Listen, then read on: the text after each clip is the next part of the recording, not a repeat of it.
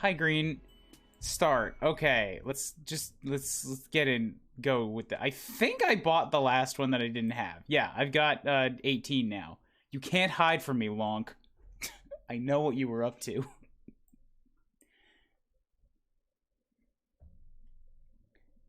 Okay, so I did both of the volume ones.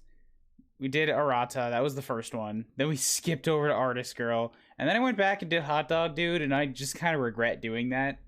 That was not a very fun time. I'm definitely wanting to skip this guy with the goggles. I don't even care. I'll do this weird chargy dude, but I don't know anything about this dude. I don't want to know anything about this dude. We're skipping right the fuck over him. I don't need that achievement. I don't. He's probably not a pilot.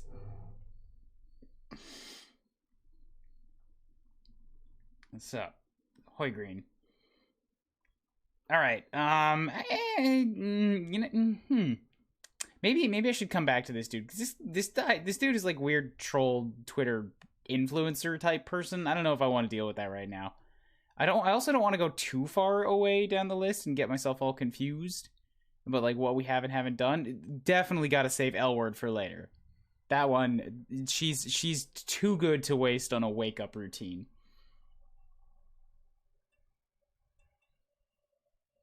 I don't remember. I unfortunately do remember my time with Hot Dog Man, and I wish I didn't. It was not fun.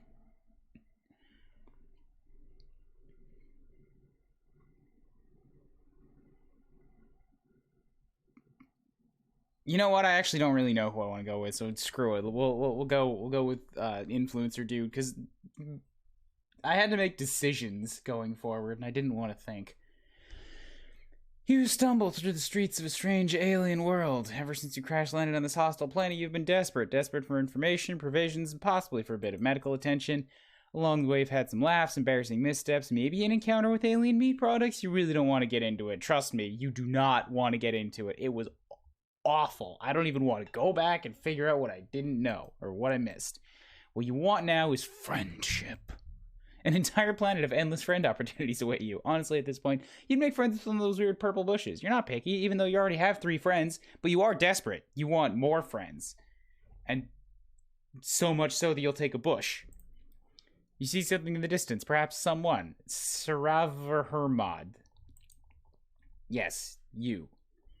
Alright, so Green, what you missed last time. There was a spider lady. Spider lady had a whole basement of caged kids, and the options there were be stuck in her torture dungeon building IKEA furniture and eventually getting crushed by a bug, or have her psychically break your fingers and then cut up meat and feed it to her. And that's the one that made you friends. There was Hot Dog Dude, and I don't want to remember that. And then there was Artist Girl, who makes her paints out of the blood of other trolls, and you make friends with her by, again, kind of just ending up locked in her room and being an endless paint supply of a unique color of red.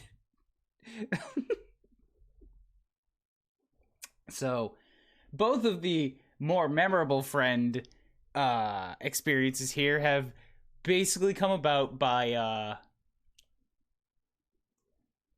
let's call it indentured servitude.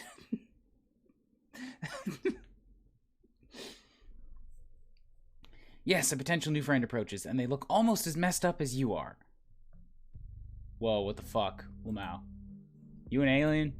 You nod enthusiastically. You sure hope your prospective new friend is comfortable with extraterrestrials. Things could get pretty awkward otherwise. You should really, like, not be outside. Lamau. Freaks like you will get picked off by drones in a hot second. No offense, Lamau. You don't like the sound of being picked off by drones. That would really inhibit your companionship plans. You hastily explain to the strange one-eyed troll that you crash-landed on this planet and are in desperate search of friendship. Your plight seems to move them. Well, shit. You really don't have anywhere to be. Ugh, I promised myself I wouldn't do anything cull-risky. But what the hell, I'm all. Come with me. Name's Sarava, by the way. You follow Sarava down a twisting stretch of road. Wow, this is going great already. You bet you'll have a new friend in no time. No, my companionship plans. Not the companionship plans. Now we are in his house. I don't like this thing immediately. I definitely don't like this thing behind... You know what? The poster's alright in comparison to whatever the hell this is. Just gonna move my screen a little so that's off the screen, and now I don't have to look at it. Alright, here's my hive. You can hide out here for now. I got a lot of followers who are pretty into aliens. They might get a kick out of this. You look around Sarava's hive in awe. They sure seem to have batshit crazy taste in home decor. You know what? I'm also down with the stripes. When I was a teenager, I got to repaint my room in my parents' house, and I repainted the walls 3 shades of green with like a double stripe of green going diagonally, like up and down across the whole room. It was great. Checking out my aesthetic. I worked pretty hard putting this place together. It's all about the look and the BG when you're streaming Lamau. Keep it classy, Ingrid. Don't want my fans to think I live in a fucking dump and spend most of my days depressed and crying. Wow. You like Moisture Wave? What the fuck is a Moisture Wave? Seriously?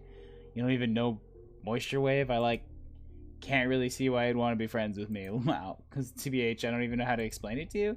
You just have to, get it. Strava considers you for a long moment. Actually, yeah, this isn't gonna work out. Get out of my hive. Yay! Alright, that's one more troll down. Ugh, fine, I'll try it again. Alright, where's the button for the fast forward?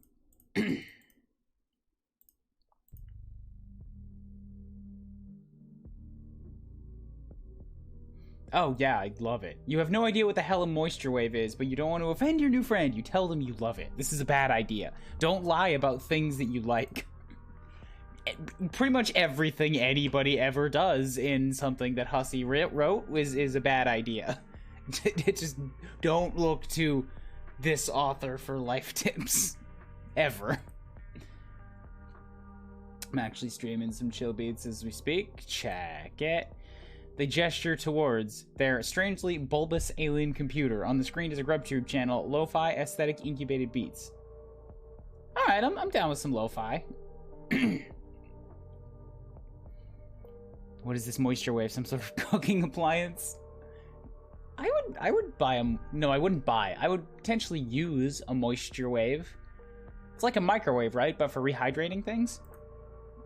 They sure have a lot of subscribers. You asked them if they drew that very nice anime girl they're using as a splash art. Nah, I just ripped it off some Eastern Alternative movie and recolored it to look like me. Fucking nailed it, Mao. You nod vigorously. This is very impressive, apparently. Yeah, I'm kind of a big fucking deal online. I built up my own streaming empire, worked my ass off, nursed these beats to health from tragically ill sample loops. It's not all fun and games, though. Sometimes I have to, eat. The life of a popular online guy. You can't even imagine the hardships I've gone through, all in the name of lo-fi, chill hop, aesthetic, Moisture Wave beats. Shit keeps me up at night. Strava looks like into the middle distance pensively, their one eye filled with poignant emotion. You never knew the life of a streamer could be so vaguely filled with torment. You're moved to cry a single tear.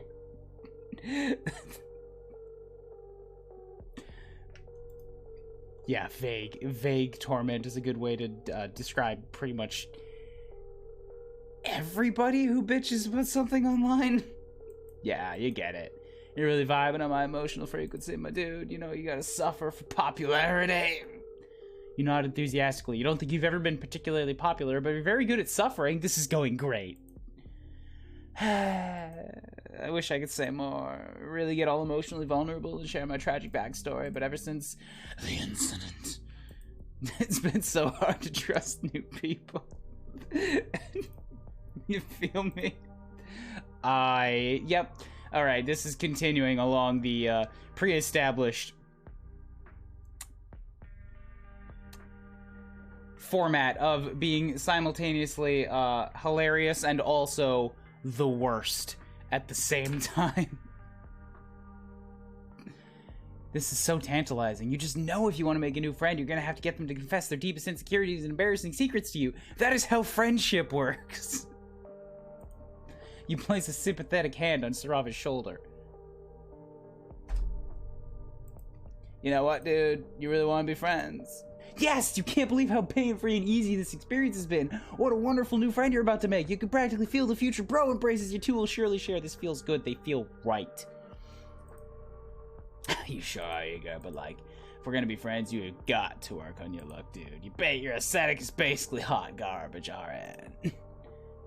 My followers can't see me hanging out with a fucking rando like this. I'm sure you understand. You aren't quite sure you follow. What's wrong with your look? You've always thought you had a simplistic charm. What's wrong with my red shirt and darker red overshirt? You got a problem with me? Oh, I don't know if this friendship's gonna work. You know what, Rob? I think you need to get the fuck out of my house right now. I think I need to throw you out the window. A face you could put on a logo. You're not sure if you're ready to change up the tried and true classics for this newfangled teen. But you are so thirsty for Sarava's sweet friendship nectar, you need to taste it. You have to taste it. With a friend like them, you could really go places. You could be someone. What's that about nectar? You could finally be down with the hip youth of today. You tell Sarava you're willing to try anything to get into the esteemed ranks of their friend list. Well, damn. Hold up, I got an idea. Follow me. The friendship noodles. I don't really know if I want friendship noodles. I don't want to slurp anything related to this guy. This guy is like an interesting art exhibit that I might look at from across the plaza and like be mildly creeped out at, but be like, hey, that's respectable. It's cool that so much work went into that and they clearly expressed something with it, but I'm gonna stay here 50 to 100 feet away and I'm gonna look away from it after about 30 seconds and forget it ever existed and go on with my life. Sarava leads you up the winding stairs of their hive. Lining the walls are pictures of Sarava in strange poses in several different locations. They are surrounded by a few trolls you don't recognize in similarly silly fashions, fellow members of the Moisture Wave community. I really gotta take that shit down. They're all dead to me. You want to ask if they mean that literally or not. You never know with trolls, but you keep your mouth shut. Best not to offend your new friend. Let's just move on and never speak of it again. See, he knows, he gets it. He gets the move on and never speak of it again. He just doesn't get that I'm talking about him. Sarava leads you into a fairly large loft bedroom. The room is a bit less ostentatious than the streaming area downstairs. Here we are. Welcome to my respite block. I'm gonna get you hooked up. If you're gonna be my new friend, you gotta look the part. Why do you have that particular shirt? And those hats? Streams and stuff, you know? We gotta make you a Chitter account. It's good for my image to have friends. Pickings have been pretty slim ever since the incident. On that ominous note, Sarava presses a button on the wall, and a large door opens to reveal an expansive walk-in closet filled with colorful accessories and clothes. It looks like a really batshit neon shirt apocalypse. Have at it. Unless you want me to help you pick out a look.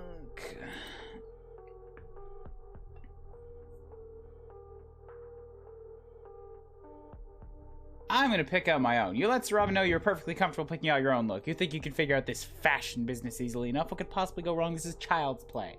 Yeah, man. Fashion's just like what you're feeling, except what you're feeling right now, that's garbage. That's a bad feeling. Feel something else. And also what's trending, but you know, we're the ones that start the trends. You strike me as a real influencer. Go for it, my dude. You enter the closet tentatively. As soon as Sarava's out of sight, your stupid ego deflates like a farting balloon. You don't know the first thing about the hip youth alien fashion of today. Oh, the farts continue. This is going to be an absolute shit show. You are fully prepared to make an utter fool of yourself, not helped by the fact that you are currently literally farting inside this new friend's closet.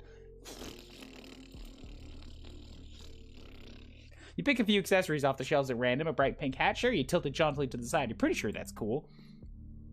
Sunglasses, definitely, that's a no-brainer. No cool guy would be caught dead without a sweet pair of shades. You select the most ostentatious pair available. You think you're getting the hang of this Moisture Wave aesthetic, you just have to look like the biggest tool possible.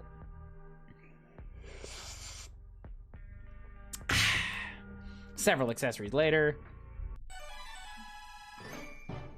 See, he's actually got a color aesthetic going on, though, so it's not as bad as it could be. Pink, neon blue. I guess that's not even really neon. It's just like a light teal. It's made grosser by the fact that he's in a yellow spotlight, but congrats, you look like ass. Oh, my fuck. That shit is transcendent. Wow, you got me speechless. Just, damn. Look at you. It's like you're a whole new guy. A much chiller and cooler dude who I now gotta be friends with right now, immediately. Now all we gotta do is debut him to hundreds of thousands of followers. This is gonna be fucking great. Let's take some selfies. Your heart is soaring. You did it. You really did it. You're done with the kids. And now Saraba wants to take the coveted selfies with you. This night couldn't have gone any better. You may look like a complete and utter asshole, but if it can win you popularity with a bunch of alien teenagers, then the asshole you will be. Selling out is amazing.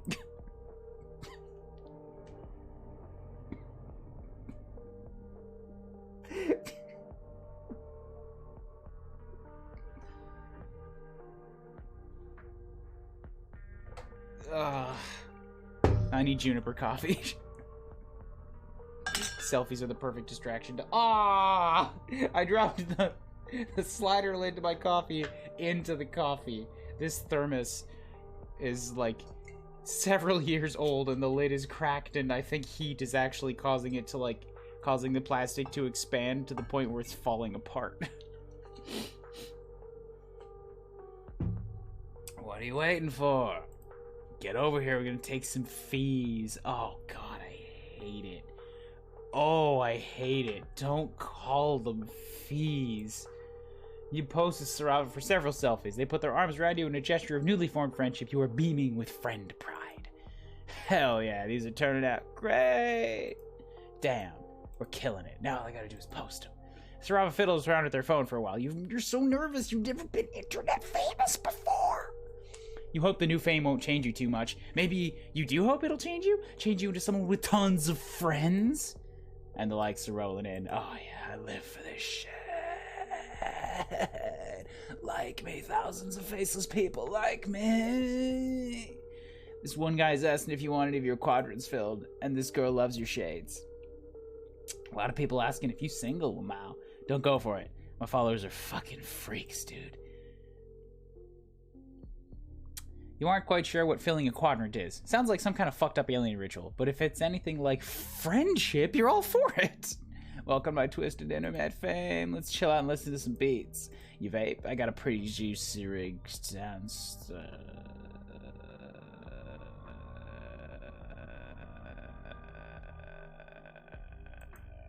Alright, he's just continuing to... I think he's broken. Before you know it, you're sitting on Sarava's couch watching them finagle with a horrifyingly elaborate vape rig that appears to be made out of some sort of living larva you don't want to know. Sarava places their mouth on what you surely must be a bug anus and inhales deeply. The rig makes an awful high-pitched rattling noise. You think you're going to vomit. That's good stuff. Here you go, dude. You take the trembling insect into your hands. Here it goes, your final hurdle to eternal friendship and popularity. Sucking on bug ass. You vape vigorously, inhaling as much as you can. The vapor fills your lungs immediately. It burns a lot. You suddenly realize you're not quite sure if this alien vape juice is compatible with your anatomy. You could have just inhaled a bug ass full of poison like a fucking idiot. What a way to die. Your vision swims. Yeah, you got it. Just hold it in. Tears stream down your face as you hold in your double lung full of insect gas. You sure are glad you have on your pair of cool shades, otherwise you'd never be able to live this embarrassment down. You're not sure how long you're supposed to do this? As long as it takes. You can exhale now.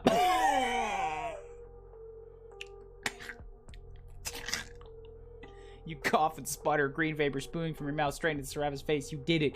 You lived. My appetite for friendship noodles has been waning ever so slightly. You don't say. Man, that was sick. Your head feels light and woozy and you giggle. Yeah. Is that what Greek figure is that? Why is there a bust of a Greek statue going by my vision. Two of you kick back and relax on the couch and you stare up the ceiling. When did that huge wasp nest get there? Crazy, man. That's... Trolleys. Sarava's music suddenly sounds a lot more interesting. Dude, today has been way chiller than I ever expected. That's a horse. That's a horse. That's a horse that just ran through our living room. You're officially my best friend for life. There's the fucking Greek again. Just promise me you'll never betray me. You promise. This is incredible. You love the new friend. We watch effortlessly as they take another huge rip from their vape ass. I've been burned in the past. It's not easy being popular online. Especially as low blood. I used to be such a fucking big shot. I got into sassy fights with high bloods and shitter. Always had some shit to say. Then shit got out of control. I'm a psionic, so bitches start a horse. Reporting me as way more powerful than I really am. Trying to get me all enslaved and shit so I can keep up with my streams. It's all jealousy, you know.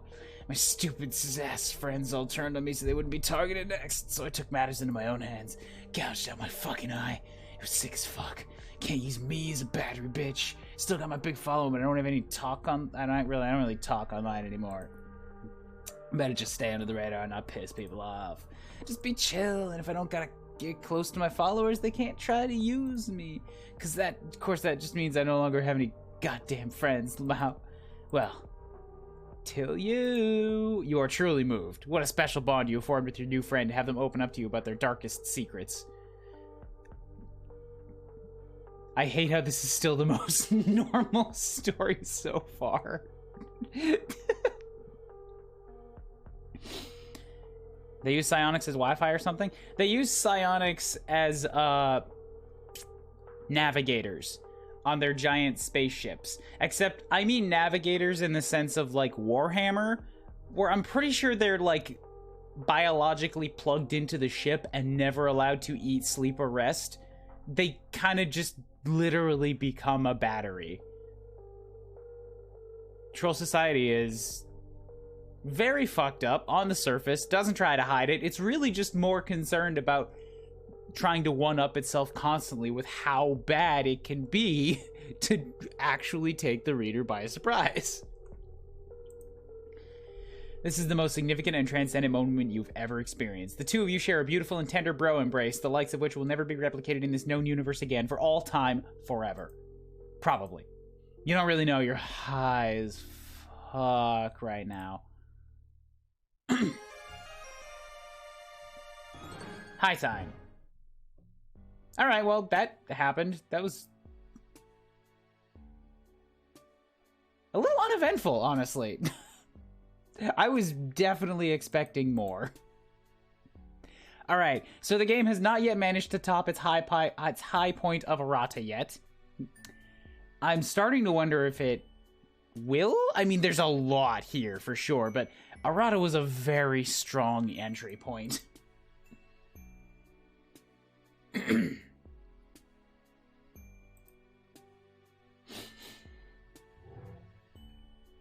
They say for every person in the world there's a troll just like them. There's probably more, because there's more trolls and they're bred like insects. There's a lot of them, and a lot of them also die very, very quickly. Alright, I guess we'll move on to Chapter 3 of Ladies Grey and Lucy White.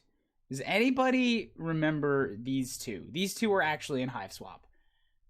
The one on the right is the one who I'm pretty sure was actually the murderer in the trial. Very, like, not pish-posh, but, like, sort of proper. Like, buttoned up. Doesn't like things to go according to plan. And the one on the left is just a southern rancher, at least according to the voice that I gave her. Not all of them are from Hiveswap. No, most of them are. Unless you're just saying that this game is Hiveswap and so all of them are Hiveswap. I mean, they're from, like, the main game. Of course, they came from this game and then they were put into the main game. This game was meant to introduce you to them, but some of them got cut out. Not all of them are in the the real game. Like, no, these ones are still there. This one over here. That one, I've never seen her before. Pretty sure she did not make it to the real game. Oh god, volume 9, there's a clown. Thankfully, we're not gonna get to 9 for a while. This guy too. This one looks awful, because that one was not in the Act 2 either.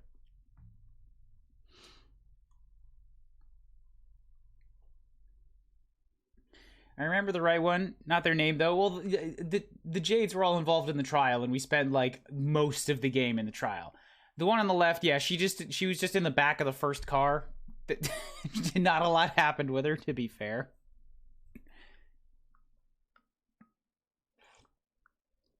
So, yeah. What you guys want to go for? Which one?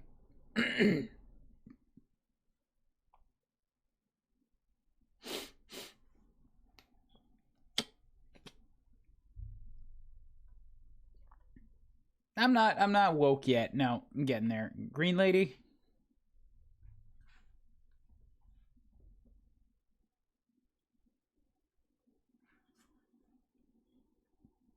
You're not getting the pilot. You're not. I am skipping the pilot. Besides, pilot is in the next volume.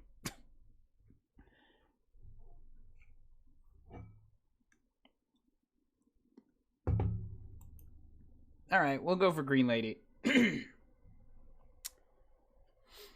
Putting one foot in front of the other, you continue on through this strange alien world. Just when you think stuff is beginning to make sense, it all slips through your fingers and becomes even more stranger and alien.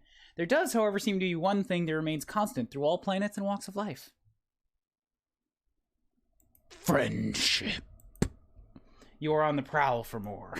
It would have perhaps been wise to stay with one of your wonderful new friends until you were fully healed. But as Martha Stewart said, visitors like fish begin to smell after 3 days. You were almost positive Martha Stewart said that. Nevertheless, you soldier on in your endless quest for companionship. Where will your travelers take you now? I don't hate murderers, so if she is one, I should be fine.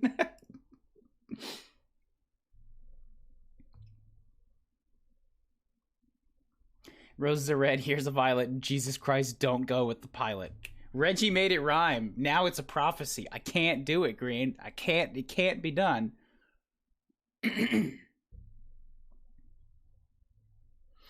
You've been traveling through a cave network for a while now. The rigid stone is a welcome respite from the eerily organic infrastructure. Clicked away for a second. Eerily organic infrastructure you've been encountering, but is also proving an unwelcome respite from friend making. Maybe it was too much to hope for that this new cavern would be home to another potential buddy. Maybe leaving the big city behind was a horrible mistake. Just maybe these cold, dark tunnels are completely devoid of, oh, hang on, there's a bunch of buildings in the distance. Oh, hello. I thought you were one of my girls, but you don't look like a Jade Blood or anything else, actually. How strange. You convey your usual spiel regarding your circumstances. You're lost and lonely, and your ribs are still broken, you think? Honestly, the ribs are fine. You could just use another friend or 2 or 20. I see. All my first responsibility is to my Jades and the Mother Grub, so I can't make any promises of friendship just yet, but you do look like you need someone to take care of you. Here in the Brooding Caverns, we follow a few simple rules. 1, don't invite drama from up top down below. 2, protect the Mother Grub. 3, we have no hierarchy, but do what I say. Let's do everything we can to keep our current record of dozens of sweeps without any Jades being culled. You're not sure what half those words mean, but you nod your head. Yeah, good, I'll take you to our hive. Follow me! You follow her into her hive, which looks like a school or some kind of dormitory with multiple rooms and multiple floors. Usually more of my Jades are around. I suppose that everyone is out watching the Imperial drones arrive with the filial pails. Girls, we have a visitor to our caverns. Do not be alarmed by their bizarre appearance. 1, do not be alarmed by their bizarre appearance. They seem to be harmless and quite weak. 2, do not give them more injuries than they already have.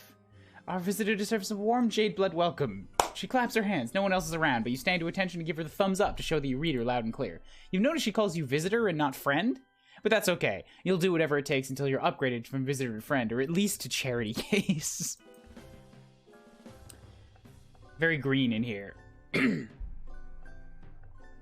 You You follow her upstairs and she stops at a big room on the second floor. When you step into it, you have to clap your hand over your mouth to keep from gagging at the revolting sight.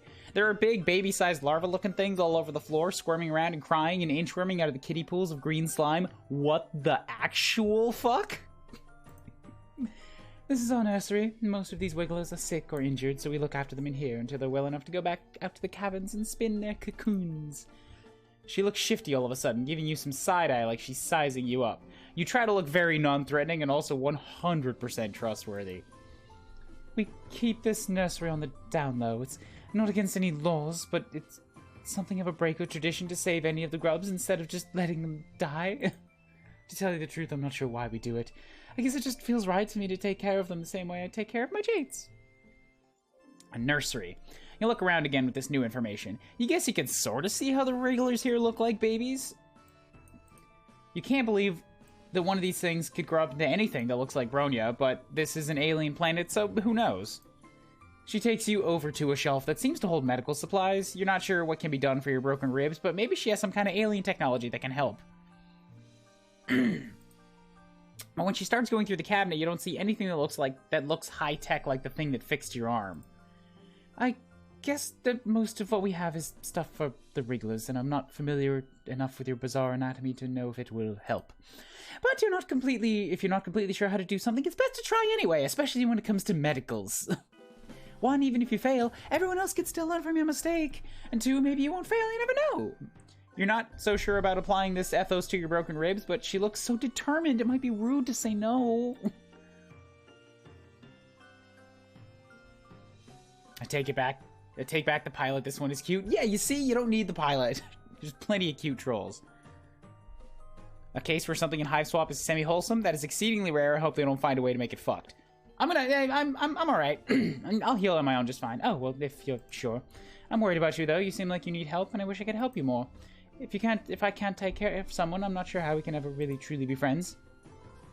You try to cheer her up, pointing out that friendship is a two-way street. She doesn't have to concern herself with your mutilated frame. How can you help her instead? There are some things around here I could use some assistance with. However, don't take this the wrong way, but we've only just met. I don't know that I can trust you to be as responsible as I am. It's not easy to be the one in charge. You have to be 1, conscientious, 2, considerate, and 3, competent at all times. You try to think of times in your life when you've been conscientious, considerate, or competent. You're drawing a bit of a blank, but hey, new planet, new you. You assure her that you think you have what it takes. I guess if you want to prove that you can be responsible, I can let you help out today. Alright, well, hold up. Now we need to save. Because I actually want to go back and let her fuck up my ribs.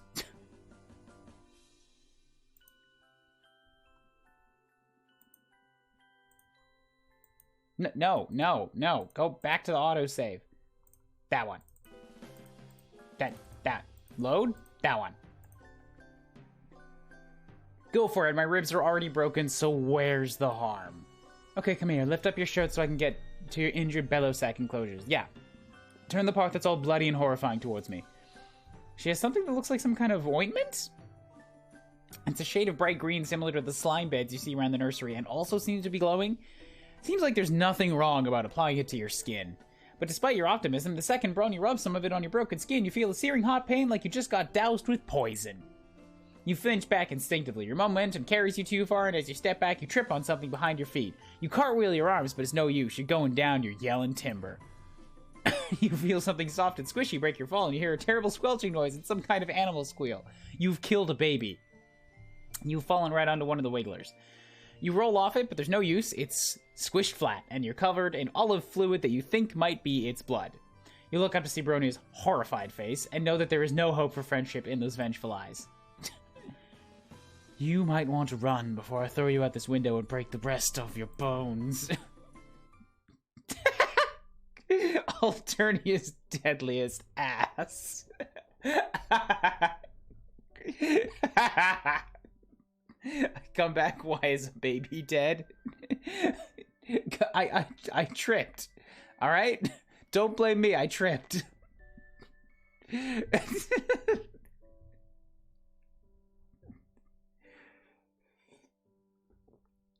Okay, how can you miss the bug vape? This is already better.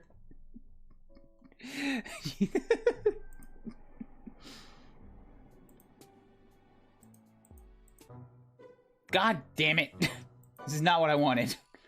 Load. 1. Getting to this 1 is surprisingly difficult. That one. Okay, back to this timeline. It's a good time for a visit to the Mother Grub. You're careful to step around all the little guys on the floor as you head out the nursery. Don't want a repeat of what just happened in an alternate timeline. Last episode, we sucked out of a bug ass. This episode, we sucked in a bug to our ass by sitting on it. She takes you back outside, and these caverns are even bigger than you first realized. They're also dark and cold and gloomy, and you can't see anywhere that might lead up to the planet's surface. Does she really just live down here all the time? To make some conversation during this cold hike in a damp cave, you mentioned that living underground like this seems kind of depressing. You realize too late this wasn't very tactful, but she doesn't get angry at your conversational gambit of insulting her home. It's very peaceful down here, well, in comparison to anyone else.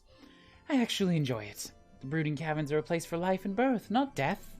It's pretty uncommon on Alternia. You're still not sure what she means by brooding caverns, but you guess it has something to do with the regulars in her nursery. Before you can ask, you reach the top of a ridge and get a new, wider view of the rest of this cavern. It's enormous, probably the size of a small city. All over the cave floor you see more wrigglers crawling everywhere, cocoons line the hive walls and the larger stalactites with some young trolls crawling out of them. I am sorry about my throat, it is just, there's a lot more talking in this right off the bat as soon as I wake up than I'm used to.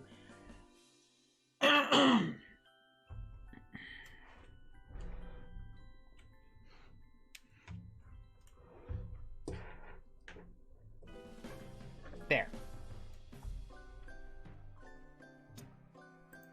Walking, flying, and crawling among the regulars and young trolls are a variety of white monsters of all kinds of shapes and sizes. In the center of the cavern, there is the thing that we saw in the cave in Hiveswap Act 2. Kind of looks like a huge many-legged queen bug of some kind with some goat-shaped skull and horns coming out of her head. Her bulbous sphincter ripples as she lays a continuous stream of hundreds of eggs from which you assume the gray wrigglers will hatch. In the center of the cavern, you see the incident. And marching through all of this, you see several hulking bipedal creatures, each carrying 2 buckets, either to or away from the mother grub. They look armed and they move like regimented soldiers. You are instinctively terrified of them. This is where the magic happens, and by that I mean the continuation of our species. Jadebloods like myself are entrusted with looking after this process, which is of course a very special job. 1. The Imperial drones carry filial pails of genetic material to the mother grub for her slurry. 2. She lays eggs that hatch new grub broods. 3. After the wrigglers emerge from their cocoons, the new trolls will go through the trials, and the ones that make it will be selected by Elucis to help care for them. 4. Together the young trolls and their Luci will go up to the surface. Together, where the trolls will grow up or get cold or whatever. As Bronya explains troll reproduction to you, one of the Imperial drones veers sharply to the left and in the process tramples over a few wrigglers and young trolls. The drone continues on, but several of the Luci cry out, crowding around their dead or injured charges. That's a bison. That's a JPEG of a grayscale JPEG of a bison that's just wiggling on the side of the screen.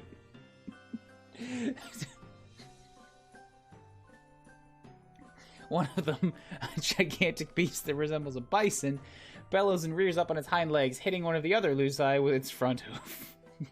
Bison, bison, bison, bison, bison, bison.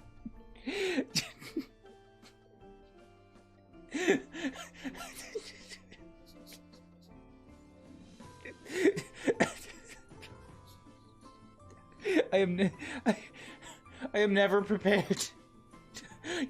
You can't be prepared for Homestuck.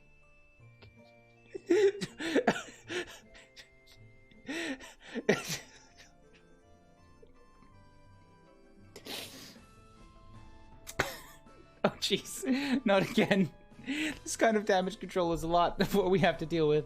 Whenever Lucis goes rogue out of grief or confusion, there's a potential for it to lash out at other Luci, the wrigglers, or the mother grub herself.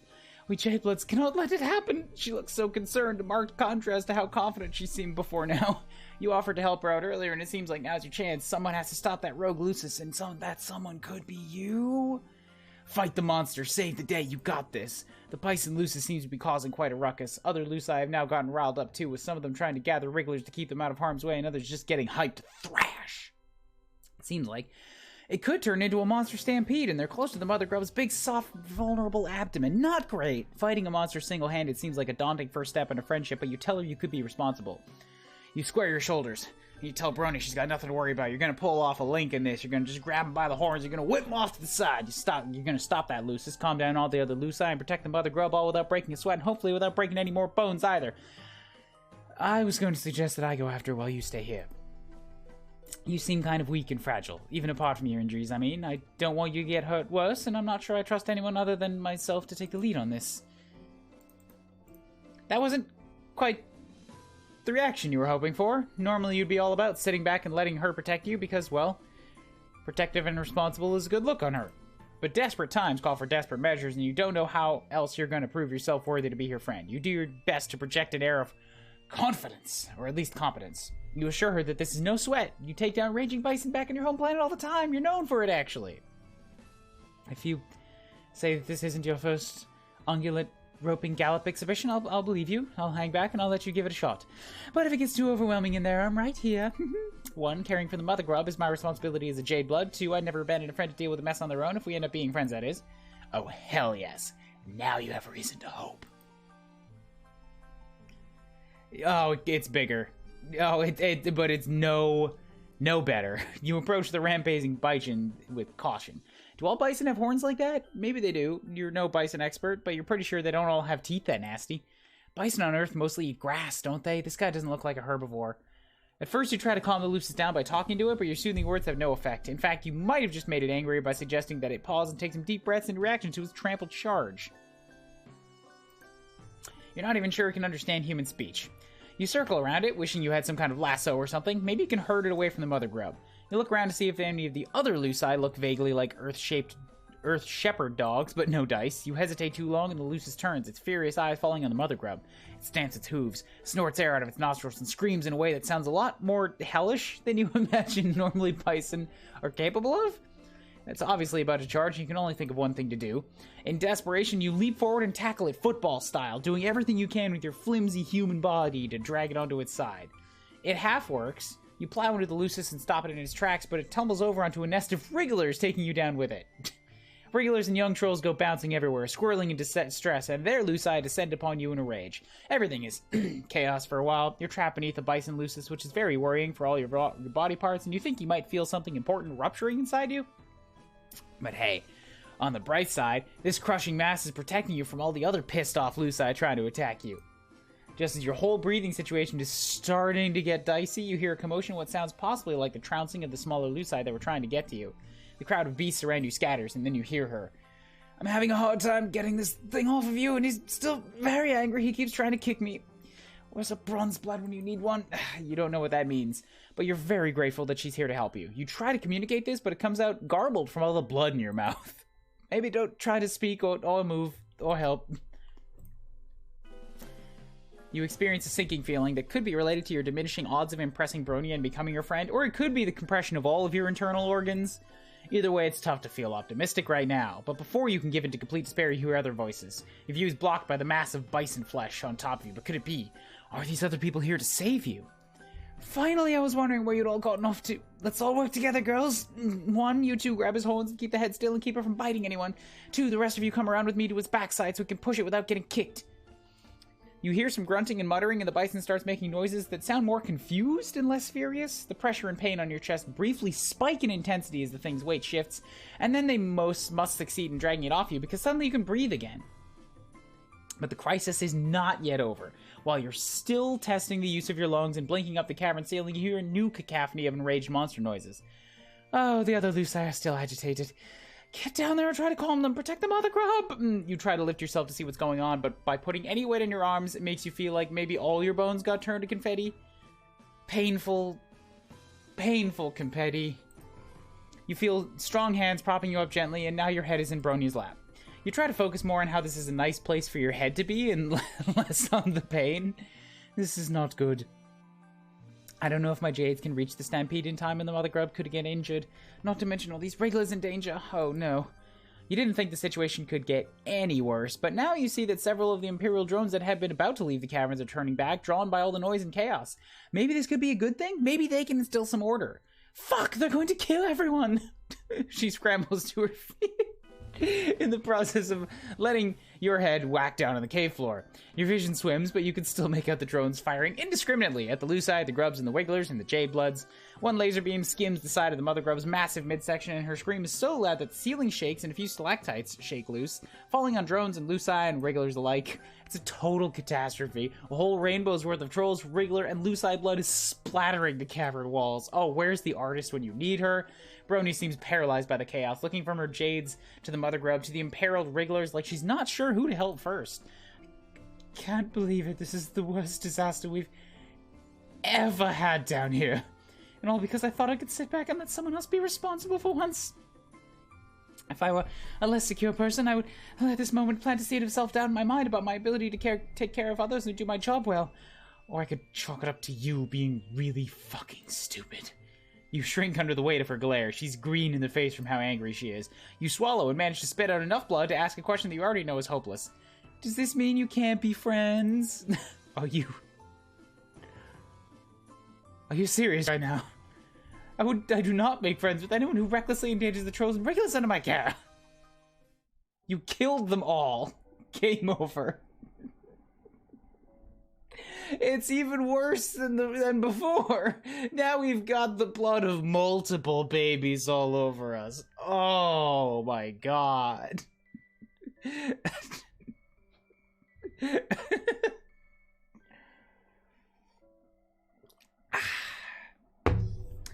Well, so far we're doing a pretty good job of one-upping ourselves with every successive attempt.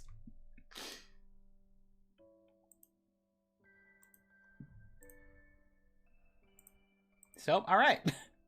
Let's go back to that ill-fated choice.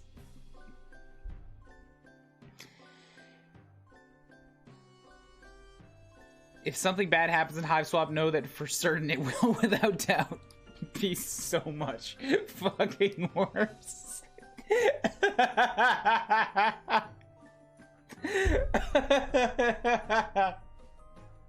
Yeah.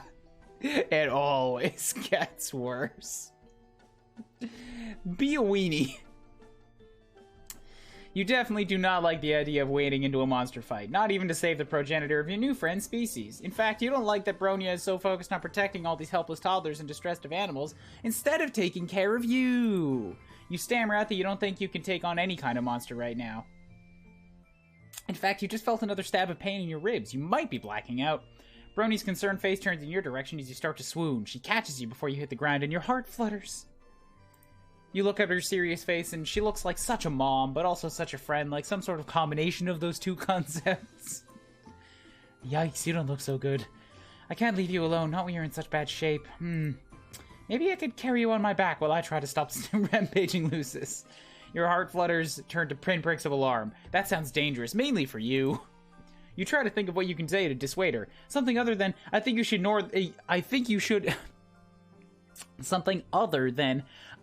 you should ignore the helpless babies and mother in danger behind you in favor of continuing to hold me in your strong arms. Even though, deep down, that's what you're feeling. Not even that deep down, really. You just are aware on a very surface level, like just right under the skin. Like basically just as low as it can be without her blatantly seeing it. But say something else. Before you can speak, you hear a commotion behind her. She turns to look over her shoulder and her face sags with relief. Is that what faces do when they're relieved? The other Jades are here. Oh, they should know what to do. We've taken care of crises like this before. Of course, usually I'm there to help. If you crane your neck, you can just glimpse a crowd of trolls corralling the rogue Lucis away from the mother grub, while other trolls calm the remaining Luci and scoop up any regulars in harm's way. Looks like I needn't have worried. They're more than capable of stepping in while I'm otherwise occupied. Excuse me, just Add a little baby burp. I'm so proud. You take this opportunity to compliment her on what a good leader she must be to have trained the others so well. Super smooth. She beams at you and sets you carefully down on the cavern floor, kneeling at your side. This could have gone quite badly. I'm glad I didn't make the wrong choice when I stayed to help you instead of rushing off. It just goes to show sometimes the best thing you can do for the group is take care of the weakest person in it. You kind of want to object to being called the weakest person, but you did just fake a fainting spell for attention. So maybe now isn't the best time. Instead, you thank her sincerely by sticking for your side. The two of you watch together as order is gradually restored to the chaos below, and even with your injuries, you feel close to content and quite hopeful about how this relationship is progressing. You notice that at your side, several regulars are blindly squirming around, confused and crying. There are some young trolls here too, looking around all lost and bereft. You're not sure if their Lucii ran off with the others that got involved in the fracas, or if these little guys are orphans now. Now that you're seeing them out of the natural cavern light, the wrigglers look less like maggots to you. In fact, they're even kind of cute. You can see why Bronya would want to take care of them. One of the smallest wrigglers closest to you has somehow flipped himself over onto his back and seems unable to right himself, his little legs waving in the air while he cries. Trying to be careful with your ribs, you reach out and scoop him up and cradle him to your chest, rocking him back and forth until his cries quiet down. Oh, you have a very strong nurturing instinct. I think he likes you. You almost look like you could be his Lucis, or a Jade Blood. You are pleased she approves of your caretaking display. The regular's cough breaks through your haze of smug satisfaction, and when you look down, you realize he seems to be having some trouble breathing. You point this out. Good observation. You really are natural at taking care of other creatures. Some people find that nurturing ability to be very attractive in a potential friend. But as for the regular, this is definitely not a good sign. I'm surprised none of the drones have noticed that he's sick. If we leave him here, he'll be cold for sure. Bronya takes the regular from you, and you're more than happy to hand him over, considering you have no idea what to do with a sick baby that's not your species. Also, your broken ribs make holding a baby kind of painful, and Bronya holds the regular carefully, but with perfect ease, just like you hope she'll cradle your new friendship in its infancy. It continues. Once Bronya feels assured that her Jades have the situation of the brooding caverns under control, you both take the regular back to the Jade Blood Nursery. You hover around uselessly while Bronya sets up some kind of crib filled with green slime. You're a little concerned when she takes the wriggler and submerges it under the slime because, like, he was already having trouble breathing. Surely drowning in slime won't help? The soap should help strengthen his bellow sacs and soothe his sorrow shoot. What the fuck is a sorrow shoot? Alright, I know what a bellow sac is. What is this nonsense? When he gets healthy again, I'll take him back to the cabin and set him free to make his cocoon and pupate. But he's so small. It's unlikely he'll survive the trials or be selected by a Lucis.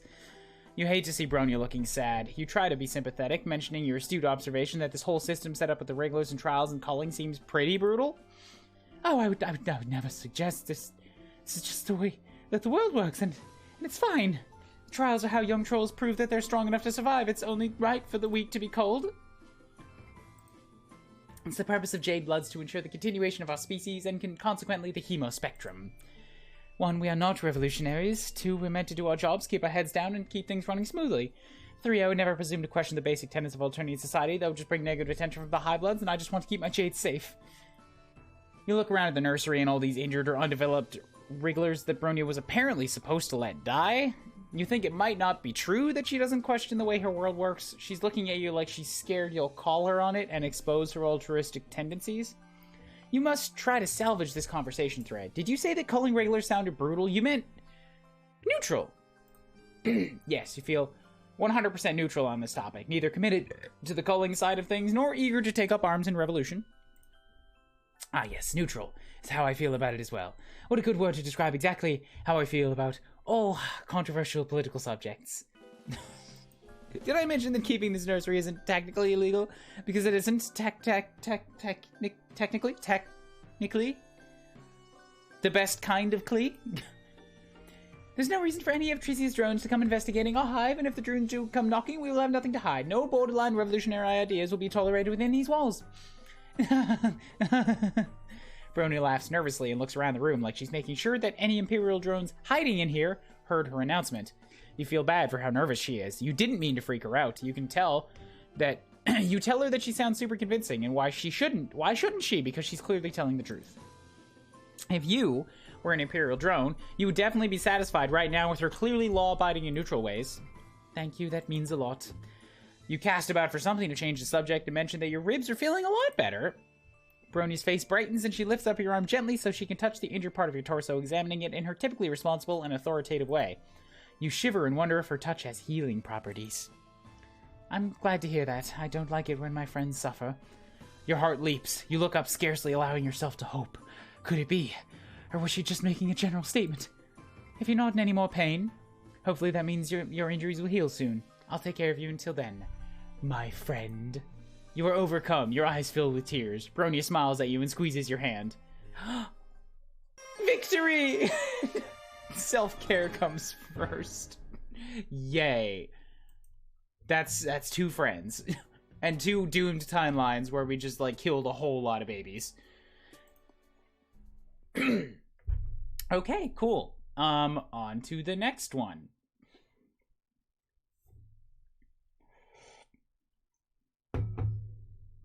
Where we've got, one insufferable person, one neutral person, and then another tier where, oh, great, it's another insufferable person, and, like, an intriguing shadowed person who I think is actually Mummy Girl.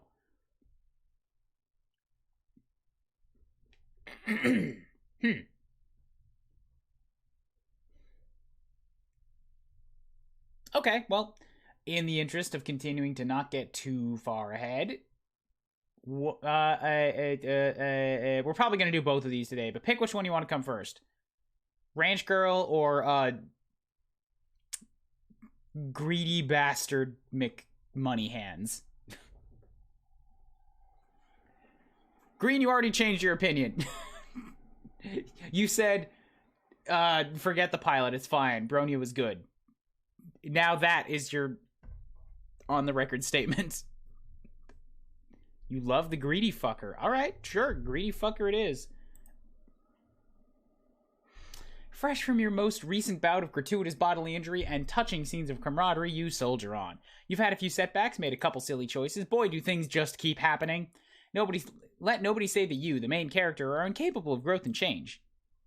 You have made sure not to be caught in the wilderness near dawn again.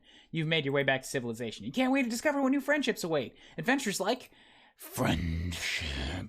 Dun dun. Tagora Gorjek. Oh god, even his whole name sounds awful. You wander down a street in a not too demolished looking part of town, but you don't really take much of it in. You're not looking where you were going. This is an elementary mistake, especially on a planet where everything that exists seems to be on a spectrum of engineered specifically for murder to could be weapon in a pinch, but you've got a lot on your mind. And now, as the car, these guys probably have some ridiculous word for it, but you haven't learned it. You hadn't noticed slams into you, sending you flipping head over feet. You add a few new concerns to your list, your bones and organs. They weren't on the list already, evidently. The sound of the driver yelling, "Watch where you going, lump squirt chugga," fades as they drive away, and you assess the situation. You stretch each limb in turn, which you've got to say doesn't feel great. You've landed in a bush, which is covered in sharp spines. Your arms and legs all still work, though, and when you do an experimental cough, no blood comes out. Pretty lucky. You may have redefined what luck means by this point in your journey, but you'll take what you can get.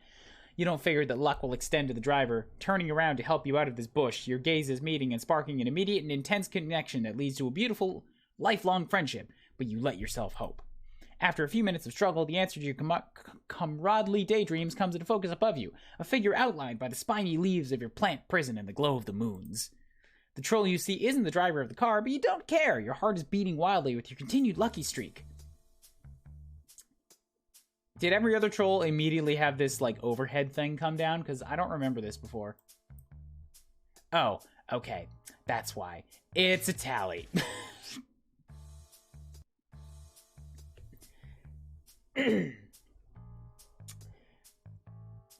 Hello, you seem to have fallen victim to a colliding scamper with that scuttle buggy back there. Have you contacted your personal lacerator? If not, I'd like to offer my services. This guy's New Yorker now, because it's just such a fun accent to do. Also, introductory fee, 50. Plus another 10. My name is Tagora Gorjek, but please call me Gorgor. I'm here for you, for a nominal fee, of course. Signed here. Another 10. He pulls out a business card from his sleek teal vest and offers it to you with a precise flick of the wrist. His claw beds are perfect. You try again to sit up, buoyed by this offer for assistance. He's some type of doctor, maybe? Or a lawyer? It doesn't matter, really, because he said he was here for you. Those words go right ahead and burn themselves into the softest chamber of your heart. You start telling him... By the way, this guy's... Well, aside from this really unpleasant part, but, like, the underlying beat to it is really good on this guy's track. You start telling him your plight thus far, reaching up through the brambles toward his beacon of hope. This guy seems trustworthy, and that's not just your lack of options talking, you swear. As you shift, the moonlight shines on you. He steps back briefly, dropping the card. The one eye that's not covered by a swoop of product-infused hair opens wide. He recovers, smoothing his hands down his chest and straightening up, clearing his throat as you continue to explain. Yo, what? Oh, you're right, yeah, an alien. Yeah, I knew that. I've done work with aliens before. Your situation shouldn't be an issue at all. Plus 200 alien legislation stipend. Everyone deserves an equal opportunity to be represented by me. In fact, we may be able to use this in our favor for a larger cash settlement. It all depends on our angle. Here, try moving your chug column. You aren't sure why this is necessary, but you wiggle your torso, hoping that's right. You've never wanted anything more in your meager existence than to follow this specific directive perfectly. No, not that. You add a little hip jiggle? Not so much that he might think it's a come-on, but enough to say, hey, I'm friendly and I know what the fuck I'm doing. No, the thing that holds up your think pan. Come on, work with me here. Plus 60 confusion emolument. You continue what you hope is a part of troll friendship ritual, shimmying various parts of your anatomy deeper into the bush until you get to your neck, and he clasps his hands together. There we go. That one hurt, didn't it? Definitely a case of column snap. That can get us a decent, hefty restitution. Your neck feels fine, or it doesn't hurt any more than the rest of you, but you give him what you hope is a convincingly painful nod of agreement. Of course, we're going to need to front the initial legislation costs. We may also have to injure you further to ensure our case is convincing, but we've got to break a few cluck beast embryos to make a grublet, as you well know. Plus 500 initial costs.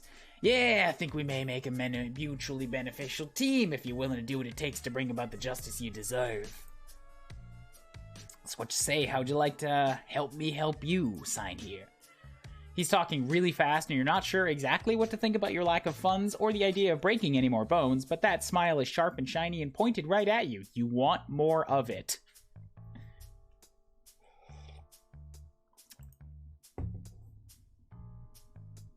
Well, this is definitely going to get us immediately dropped. Ask him if he does pro bono work. You lay it on thick. He seems like a guy who can appreciate a good deal when he sees one, and you can't imagine a better deal than this. You help me for free. You reach both arms up, waiting for him to scoop you out of this pain plant like the gentle baby you are. Yeah, I don't do charity. Such a shame, too. I was hoping working with an alien might make for a more interesting day than usual. Minus 900, you're not worth it. He turns on his heel and walks away, his high ponytail swishing behind him. Friendship is not a currency. Oh, but my bum. Alright. Well, back in again. Tell him about the heaps of money you definitely have. You mention how incredibly loaded you are and how core to your sense of values it is to pay well for good work. That's what we call good business. Now, get up out of that prickle frond and let's get you presentable. He watches you flail a few times before he sighs, unbuttons his sleeves, and rolls them up to his elbows. Each fold is crisp and even. It takes a while, but you're good at being patient. There is a 12% cost increase for instances of manual labor. It'll all be explained in your bill. Plus 110 manual labor hike. It's itemized. I'm sure an alien of means such as yourself will be able to handle it. You take his hand and he pulls you up out of the bush. It's kind of a rough job. He's not as strong as he looks, you guess? He glares at you like he's daring you to say shit about it, and you're a quick learner. He cuts you off mid-thank you. My office isn't far from here. We can go get things started. And by things, I absolutely mean get you clean and sign a lot of vaguely worded yet stringently binding documents. He walks with a purpose. You shake off the flora stuck in various body parts and do your best to catch up. From the outside, his office is basically just seems like his hive. You've learned a thing or two during this shitstorm of a cultural exchange, though. You gotta play it cool when a potential friend invites you to his home. You never know what cages or monsters or methods of evisceration they might have lying around, and you want to prepare a nice chill look on your face for whatever carnage you're about to be confronted by. Yo, this guy's loosest, though. I want that one. Assuming that it doesn't fucking reek in here. I hear ferrets smell terrible. It doesn't work. Your face falls to bewildered hell when you walk inside because it's all chrome and glass and broad white walls in here. You weren't ready for this type of absolutely unrestrained chaos. It's like he bought the fanciest looking crate and barrel display room he could find, down to the last useless minimalist accessory, and then never sat down in it. His Lucis, a ferret, is chilling out on an enormous silver thing that's halfway between a throne and a play tower. Everything is clean and bright and at perfect right angles, and you don't see any weapons anywhere. It's fucking creepy. You ask him if he just moved in, because polite conversation seems like maybe the best thing you can do. In the absence of something specific to focus your fear on, you're just sort of a little afraid of everything. You're not paying me to learn my life story, unless you'd like to. In that case, no, I've lived here most of my life. I'll go ahead and add that to your bill. 1,500 life story installment. You stare at one of the chairs. Should you sit in it? By all means, do not make yourself at home. Head straight to my ablution trap while I prepare our contract. You really want to connect with this guy, and you like how he just vibed there while you were thinking about sitting on your bedraggled ass in his fancy chair, and he could totally tell you were thinking it, but you don't want to be friends badly enough to walk straight into something that has the word trap right there in its name without at least pondering it for a second. You have become a little savvier during all this. No entrapment and take a goddamn bath. No entrapment, please. You tell him you'd rather stay away from all traps, if that's alright. You mentioned that you think it's the better move for both of you. Something tells you this guy wants to know what's in it for him. Probably all the times he's said explicitly that. You do have that vibe going, after all. He taps a claw on his chin and looks you up and down. He takes his time. You try not to blush, no matter how exacting his gaze is. You present a solid case. Your whole look is a bit more than a bit repellent, but it may make the pitiable lost alien angle more emotionally effective if you still look like you just got run over. Frown. It takes a second to realize he didn't just say his physical emotive response instead of doing it with his face. He's giving you a direction. You stick that lower lip out and try to look as pathetic as possible.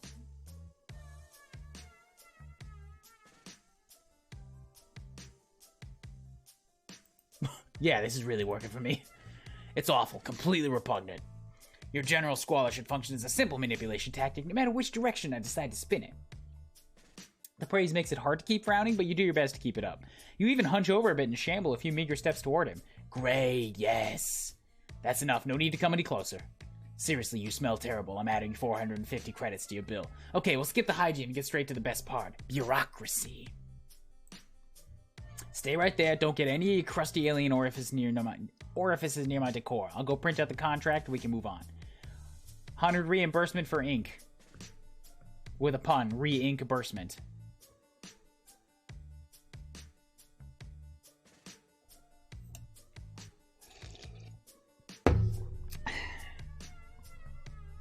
You pretend you're a statue while he types things, then prints the typed things, then staples the printed things. His ferret Lucis stares at you with beady interest. You stare back, completely motionless. You wonder how often Gorgor has friends over.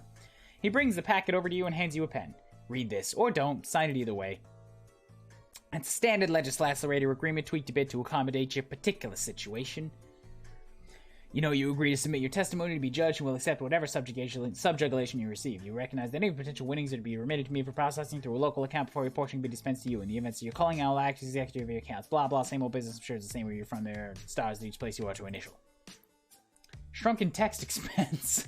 You can't charge me for adding more to your own damn contract. Sure was a lot of stuff he got told really fast. You were trying to listen, really, but he winked at you early on in his monologue, and it was really distracting because you couldn't stop thinking about if you could incorporate a wink into a secret handshake, maybe?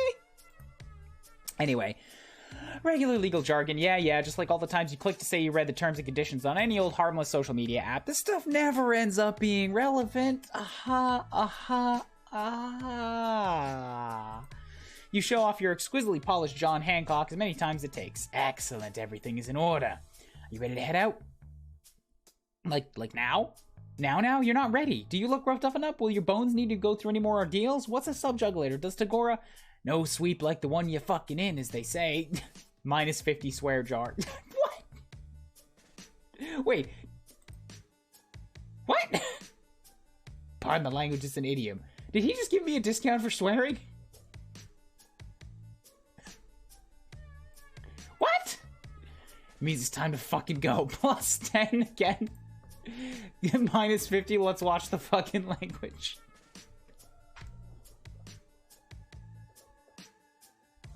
Roll with it. Roll with it. You follow him out as apprehensively as you followed him in. As you retrace the path you took not too long ago, it occurs to you to wonder where this glorious feat of justice is going to take place. And, like, if anyone's going to subpoena that asshole that hit you, is that even a thing here? You skip up to match Tagora's pace and ask. There's no real need for you to worry about that. That's for me to deal with. I saw the perpetrator, of course. If it seems prudent to pin the crime on them when the time comes, I'll have more than enough credible evidence to condemn it. The blood cash should be sufficient, but if it seems worth it to call in their dented scuttlebuggery, I can certainly do that as well. Bonus points for a potential frame job. Of course, that's not the only way we can spin this. It may not be necessary to involve him at all. Don't bother worrying about that. You definitely still worry about that, but you nod and keep walking like you're not bothered. You want to match his level of easy confidence. It's almost comforting to be around it now that you've spent some time with him. It's simple. You're still basking in the ease of being told what to do when the whole vibe flips over on its ass so fast you feel like ice down your back. You look at Tagora first. He stopped walking and his posture gets somehow straighter. Even his cute little ponytail thing looks more alert. He's staring at the approach of another troll, a blue guy. You know that means high blood, but not much else about what that entails aside from what you're picking up from the full-on hair-on-end cat reaction from old go-grower next to you. Ignoring a person near death unless he can get monetary value from them is everyday business, but swearing? No, that's too inhumane. He can't get away with that. Pleasant evening, sir. His voice gets somehow sweeter and more professional at the same time. You recognize what he's feeling because you felt it yourself the whole time you've been on this godforsaken planet. A deep, all-consuming thirst for approval. He's gunning hard for business boy friendship. The high blood, however, is not. At first, you think he might be chill because his smile gets huge, and hell if you don't love getting smiled upon. You start to introduce yourself until Tagora shoots you a "be cool" look. It's then you learn this guy's smile is not the nice kind. What's this? He asks. Gorgor picked up a little friend. It's not. We have a working relationship. You try not to let his dismissal of your friendship sting. It's not there yet. It's okay. You're cool. You want to be helpful, so you put on your best injured face and start hobbling in a circle, twisting your neck at the most grotesque angle you can manage without actually hurting yourself. You groan pitifully about all your bones. Oh, right, your booming drone pursuing business. This, client here you have looks extra shitty. Good luck getting anything good for whatever this mutant is that you've scraped up from the gristle grate. If you take a moment to consider the potential, the blue guy rolls his eyes and keeps walking, elbowing his way right between the two of you on his way past like you're nothing. Tagora freezes. His eyes stay fixed ahead of him where the blue guy was just standing. It's like he hasn't processed the moment yet, even though he got knocked a few steps back in his wake. He starts shaking. That was tense. You want to say something reassuring, but he has kind of ascended into another plane of existence. Maybe a nice reassuring pat on the shoulder will help diffuse the mood. You put a ginger hand in the mere vicinity of his body, and he whirls to face you, eyes narrowed and breathing heavy. You snatch your hand back fast. That was a mistake. You have any idea how rare that networking opportunity was? He's charging me 50 per text box now. Do you realize what you... Plus 5,000 damages for slide down antisocial ladder. No, of course you don't. You don't know anything. You're just a weird little hornless thing who doesn't even know how to cross the fucking street. The 750 return of swear jar. Plus 750. He starts laughing all high-pitched and weird. Up until now, he seemed so slick and unflappable. That Gorgor is hard to reconcile with the one pacing back and forth, hollering and grabbing at his face. He's pretty goddamn flapped. Oh boy, you really screwed up. Maybe your busted neck routine was not convincing enough, or too convincing?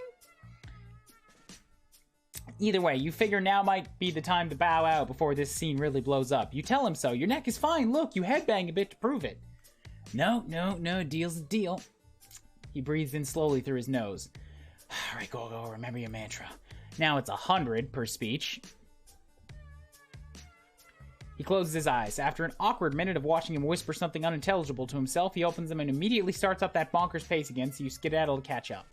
He keeps talking, though by now he's just talking to himself, with you as an eavesdropping barnacle with a really slow legs. Little manic giggles bubble out between his sentences. We're headed towards justice, all right. Keep walking, we're seeing this through. 200 per line. I've got a bottom line to uphold. Okay, not bad. Maybe things are still cool between you. Maybe this lawyer-client relationship still has a chance to blossom into something more. You venture a friendly type topic. Ask him about his mantra. He stops walking and looks at you like you shat on his Lucis's grave. You don't just ask someone what their mantra is. Mantra request forfeiture plus 2,500. This is getting absurd. Maybe not so cool. He shivers, spooked, and turns a stanky stare from you to the path you're on. After a moment, he smooths back all the hairs that shook out of place during his freak-out, pivots, and turns down a side street. Anyways, I was about to say there are many ways to fulfill the terms of our contract. 300. I was hoping this would lead to a more stimulating evening. I was prepared to get into it, for you. But it has become clear that this partnership is no longer worth the work. Especially now that I have to consider the significant career setback I just experienced at your feckless hand. So instead of wasting any more of my time with yours, let's take a shortcut to the same end result, sparing us both the agony of enduring a long court battle and the proximity of one another. Here's your verdict, you're guilty. Plus 12,500, guilty verdict amendment. Wait, wasn't it supposed to be the other guys on trial? You look around, panic rising on your chest. Oh, don't tell me, you know how the legal system works. Unsurprising and interesting. Plus 400, oh, this is bad. You've been so caught up in watching him talk, you didn't notice him guiding you straight to the shittier part of town. You know, the part that's all half-demolished hives and creepy noises and drones flying about. Drones like the one that turns to notice when Tagora whistles, snaps his fingers, and points right at your head. Hey, big guy, over here, 500. One extremely malformed and unviable troll. Just the way you like it. You shouldn't feel surprised at this betrayal, maybe, but you do. For a second, anyway. Then you focus on yelling and scanning for possible debris to hide under. Tagora starts backing away as the drone gets closer. There's a sewer the next street over. You probably won't make it, 750, but if you do, check your pocket. 25,000 dues specified for bad end. That was a long way to go for a bad end, but I guess the same thing happened with, I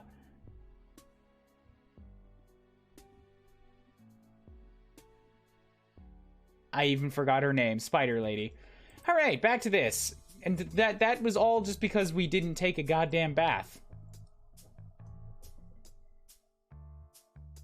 Wow, that went down a street. You are more than a little concerned about the trap part of the instructions, but hey, at least the trap you know about is better than the one you don't. Is that why? Because you just stank so bad? More with everything else you can see so freaky pristine, he has to be hiding some evil somewhere. You wonder if it's a dungeon. A dungeon could be cool.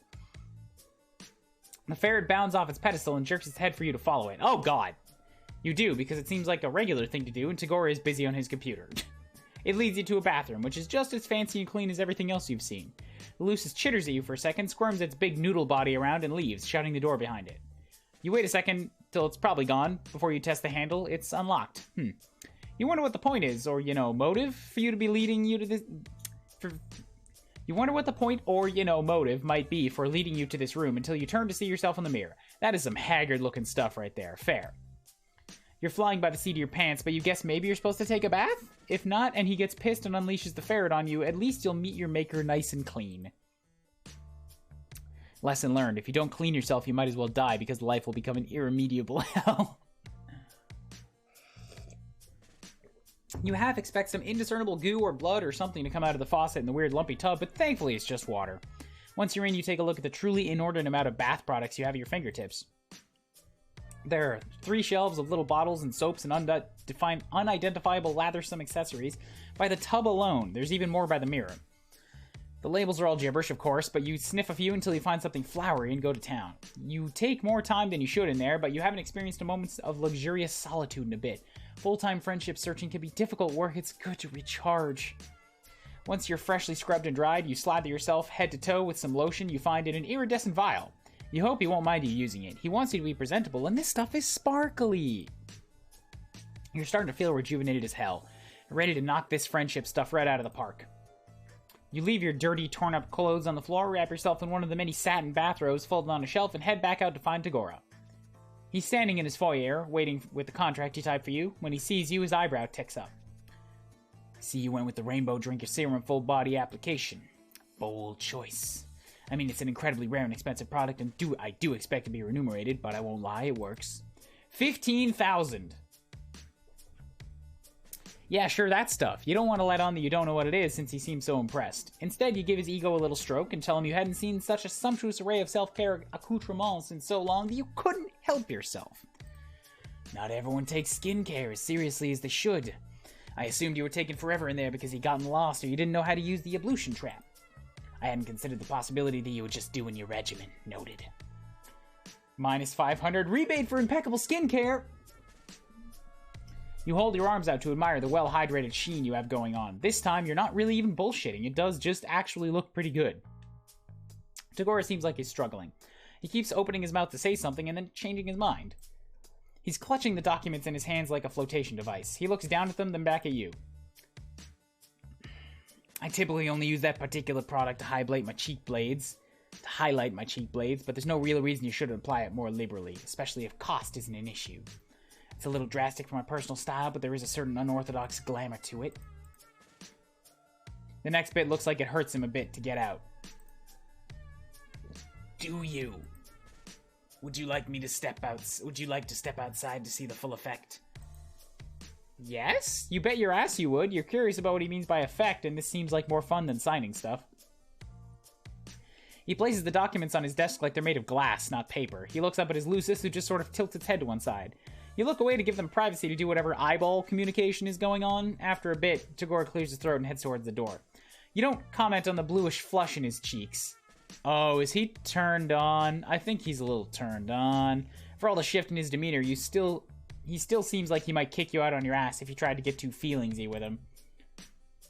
You start to glow as soon as you step back out into the dark front yard. Not in a light bulb kind of way, but a subtle, ethereal luminescence. What is this stuff? That is a look. I mean, there's still the unfortunate issue of your hornlessness and overall aberrance, and the fact that you're still wearing my ablution robe. Ablution robe rental fee? But it's cutting edge, I'll give you that. You look almost like a real one. You don't know what he means, but you want to roll around eternally in the praise part. You ask if the look will help your case. Oh, you're right, yeah, your case. Yeah, it'll help, yeah. He bites his lip and looks back through the windows at the paper sitting on the desk where he left them. You still hope he wants to represent you, or at least he'd want to hang out even if he wasn't going to. You don't get the chance to prod because right then someone rounds the corner of the sidewalk in front of his hive. Tagora's face immediately shudders into its usual simpering mask. There's an edge of panic around his eye, though. Wow, Gorjek, what have we here? It's a blue-themed troll, which if you remember right, means he's a fancier guy. He's grinning like Troll Christmas came early. You can feel Tagora vibrating out of his skin next to you. When he gets close enough to get a good look at you, he jumps and screeches, "What the bulge boiling fuck?" Tagora is frozen, the corner of his mouth pulled back to show his teeth. The new guy is ignoring him in favor of noticing that you're dressed in Tagora's monogrammed leisure wear, if this look of fascinated horror is anything to go by. You don't really know what makes you do it? You should wait for Tagora to get himself together and do the talking, but you're riding the high of him almost seeming like he was enjoying your company.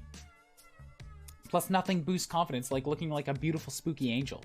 So you toss your head back, put on your best fancy guy voice and say, "What, never seen a real one before?" You're placing all your chips on this guy knowing something you don't. But when his eyes get huge and he starts stumbling over himself to back away down the sidewalk, you know it paid off. Tagora blinks and then jumps in, picking up directly where you left off. Surely someone as well informed as yourself knows a rainbow drinker when he sees one. The blue guy doesn't respond with anything more coherent than a string of yelps as he hightails it back the way he came. I'm a sparkly vampire now. When he's gone, you turn to Tagora and ask him super casually what a rainbow drinker is. He stares at you in stunned silence. Are you fucking serious? You nod. And you ran with it anyway, exploiting the fear you picked up on to turn the tide of a delicate encounter to your favor? You shrug. You guess so. You hope his friend wasn't too freaked out. Friend? No, I hate that guy. There are simply times when being liked by your betters is helpful. Though technically fearing me is just as good. Better, maybe. So, thank you. Tagora's laugh is soft. It's not a sound you expected to hear. He's happy because of something you did. You can't help it, you start laughing too. That was a bit of a rush, wasn't it? It was almost fun. I certainly didn't see it coming. I underestimated you. He gives you an appraising look, then takes a deep breath. You're so nervous all of a sudden. You feel unbalanced on the precipice of what he might be about to say. From one prevaricator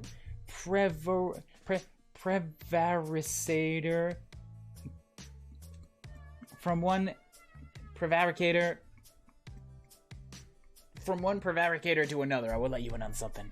I haven't actually encountered an alien before. Surcharge for truth reveal? You can't charge me for that. Oh, sweet relief. You tell him his act was airtight. As long as everyone's been doing the true thing, you admit you lied a bit too. You aren't actually rich. Yeah, that's clear now. You have the invaluable ability to fake it, though. That's potentially much better. Why don't we put your case on hold for the time being? You wouldn't have enjoyed the outcome of our legal system anyway.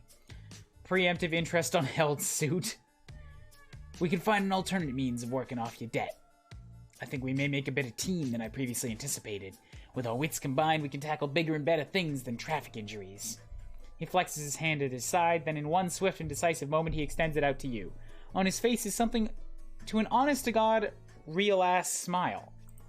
I've never actually formed a legitimate partnership of any sort before, but I believe this is how it's done. What you say? Negative 965, 5% friendship discount. The glow in your heart shines brighter than any expensive and still kind of mysterious lotion. You take his hand in your firm, no-nonsense grasp of pure inexorable joy and shake it. Yo, you just gotta sign here, though. So shiny. Alright, yay, did it. Another friendship. Each of these is taking like a solid half hour to get through. There's a lot of text. Alright. Next up, 2 Rust Bloods. I know which one I desperately want to avoid, and which one I am kind of neutral on.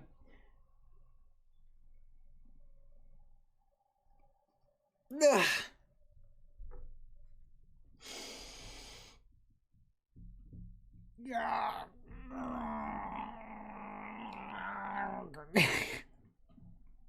What you want? What you want? Pilot will just lead to everlasting disappointment. I feel, look, I'm torn. I absolutely believe that with like every fiber of my being. Also, just because I didn't play this game, but Joey in Hiveswap, like, very quickly turned from you're annoying to I hate your guts and never want to see you again. We only had to talk to him like twice to get there, and he was not important to the story in any way. So for the protagonist of the main game to have such a gut visceral reaction, I feel like that was the payoff to whatever the fuck happens here, so it must have been earned. You know, do you get what I'm saying here?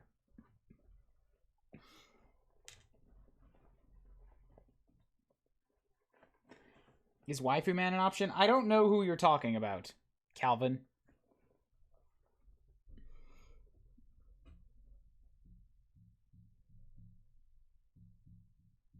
Anime guy? Yeah, he's in here. He's like way down the list. He's here in 10.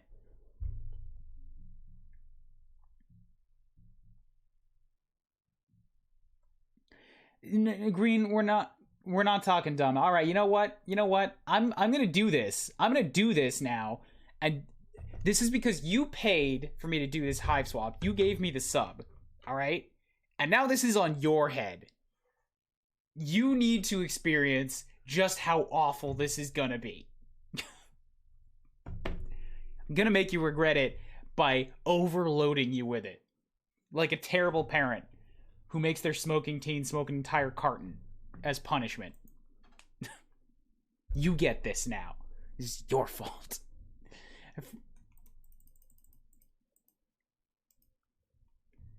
Vicari Ratite. God, it's just awful. Everything about him looks awful. I fear for my life. I want off this pilot's accursed plane. It's probably best for you to stop trying to predict what's going to happen to you at this point. Everything that's happened so far on this planet has been kind of chaotic. In fact, you're ready for something more familiar. You head back to the site of your abandoned spaceship. It's smashed beyond repair, but it's a little slice of home. Maybe at least 1 or 2 pieces of it are fixable. You march off in what you think is the right direction, but when you get there, you're not alone. A little guy in a hat and big goggles is standing there, gazing at your spaceship, maybe assessing it? As you watch, he breaks off a couple gears and stuffs them in his pocket. He's the thief. You clear your throat loudly.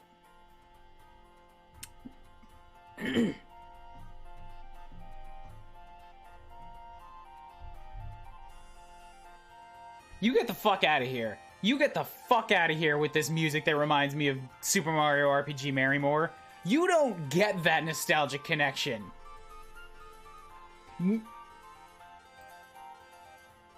You don't get that nostalgic connection. No. You don't. No. You don't get that music. Turning on something else.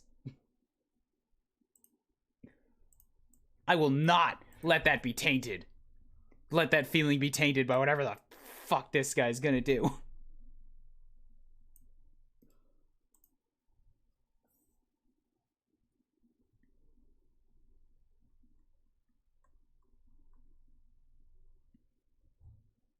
Can I get Gruce's theme on infinite loop? I'll do it.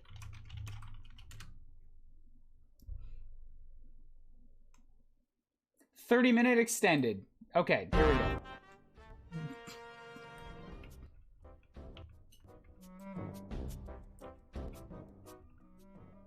There we go. This feels more suited. This troll dude looks like a rejected Yu-Gi-Oh card. "Good galloping gravy. Why, I've never seen the likes of you before. What a strange wonders the heaven have rained down upon us today." You quickly lose any indignation you were building up. He's smiling at you, and his words seem at least somewhat amicable. Maybe you got this all wrong. Maybe this is the next person you're gonna get chummy with. You cut right to the chase. No point beating around the ground leaf covering. That's probably what they call it on this planet. You let this guy know you're the proprietor of the spaceship he's stripping, and you're in mighty need of a new friend. "A friend, eh? A bosom companion? A pal about town? I've seen nary a Tom and Dickus or Harry around these parts who might fit the bill." You were kind of trying to imply that this guy could be your friend? Is it too late to say that now? You try to imply it with your eyebrows.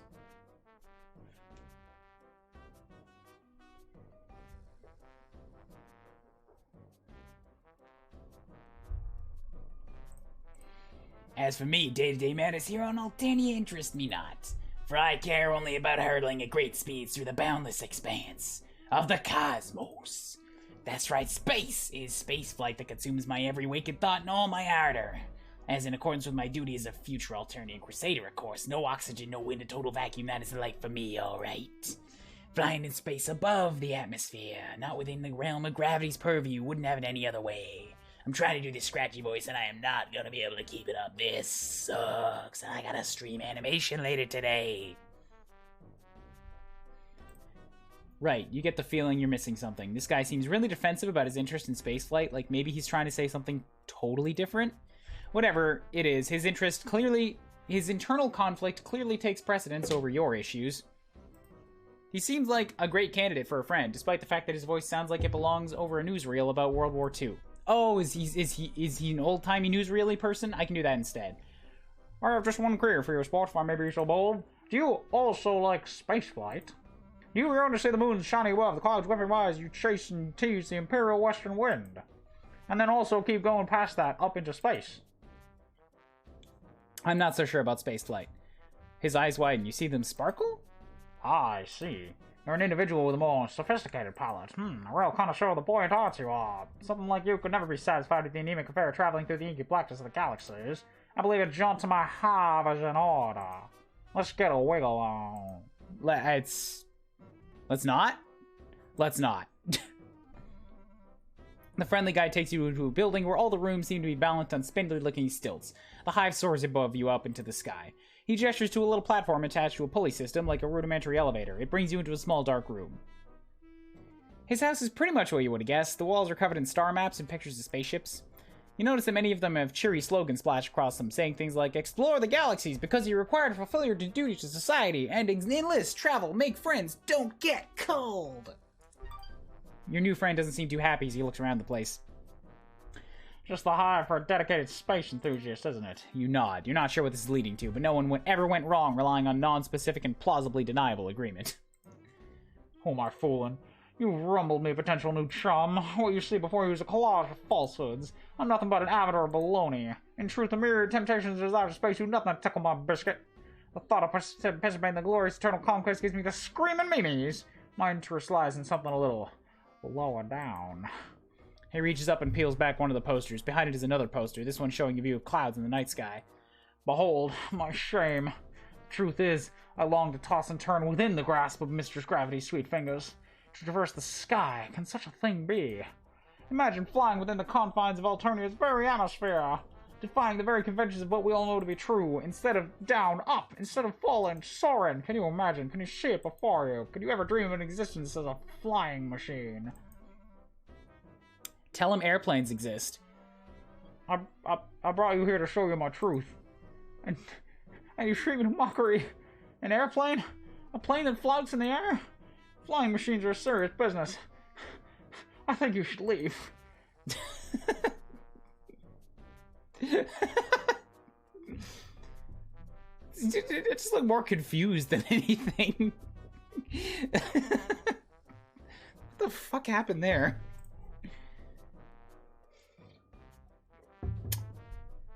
Alright, well, I'll start that one on fresh again because I want to get back to the first choice, which also looked like a loss. The Groose theme over that image is great. Yeah. Alright, pick you. We'll do the skippies. Tell him you love spaceflight. Well then, we're in total agreement. Two kindred souls traveling hand in hand into a glorious yet inevitable future of service in space. Which is, I've already made clear, a thing I most definitely and positively desire. So it seems we have nothing more to discuss. Toodaloo.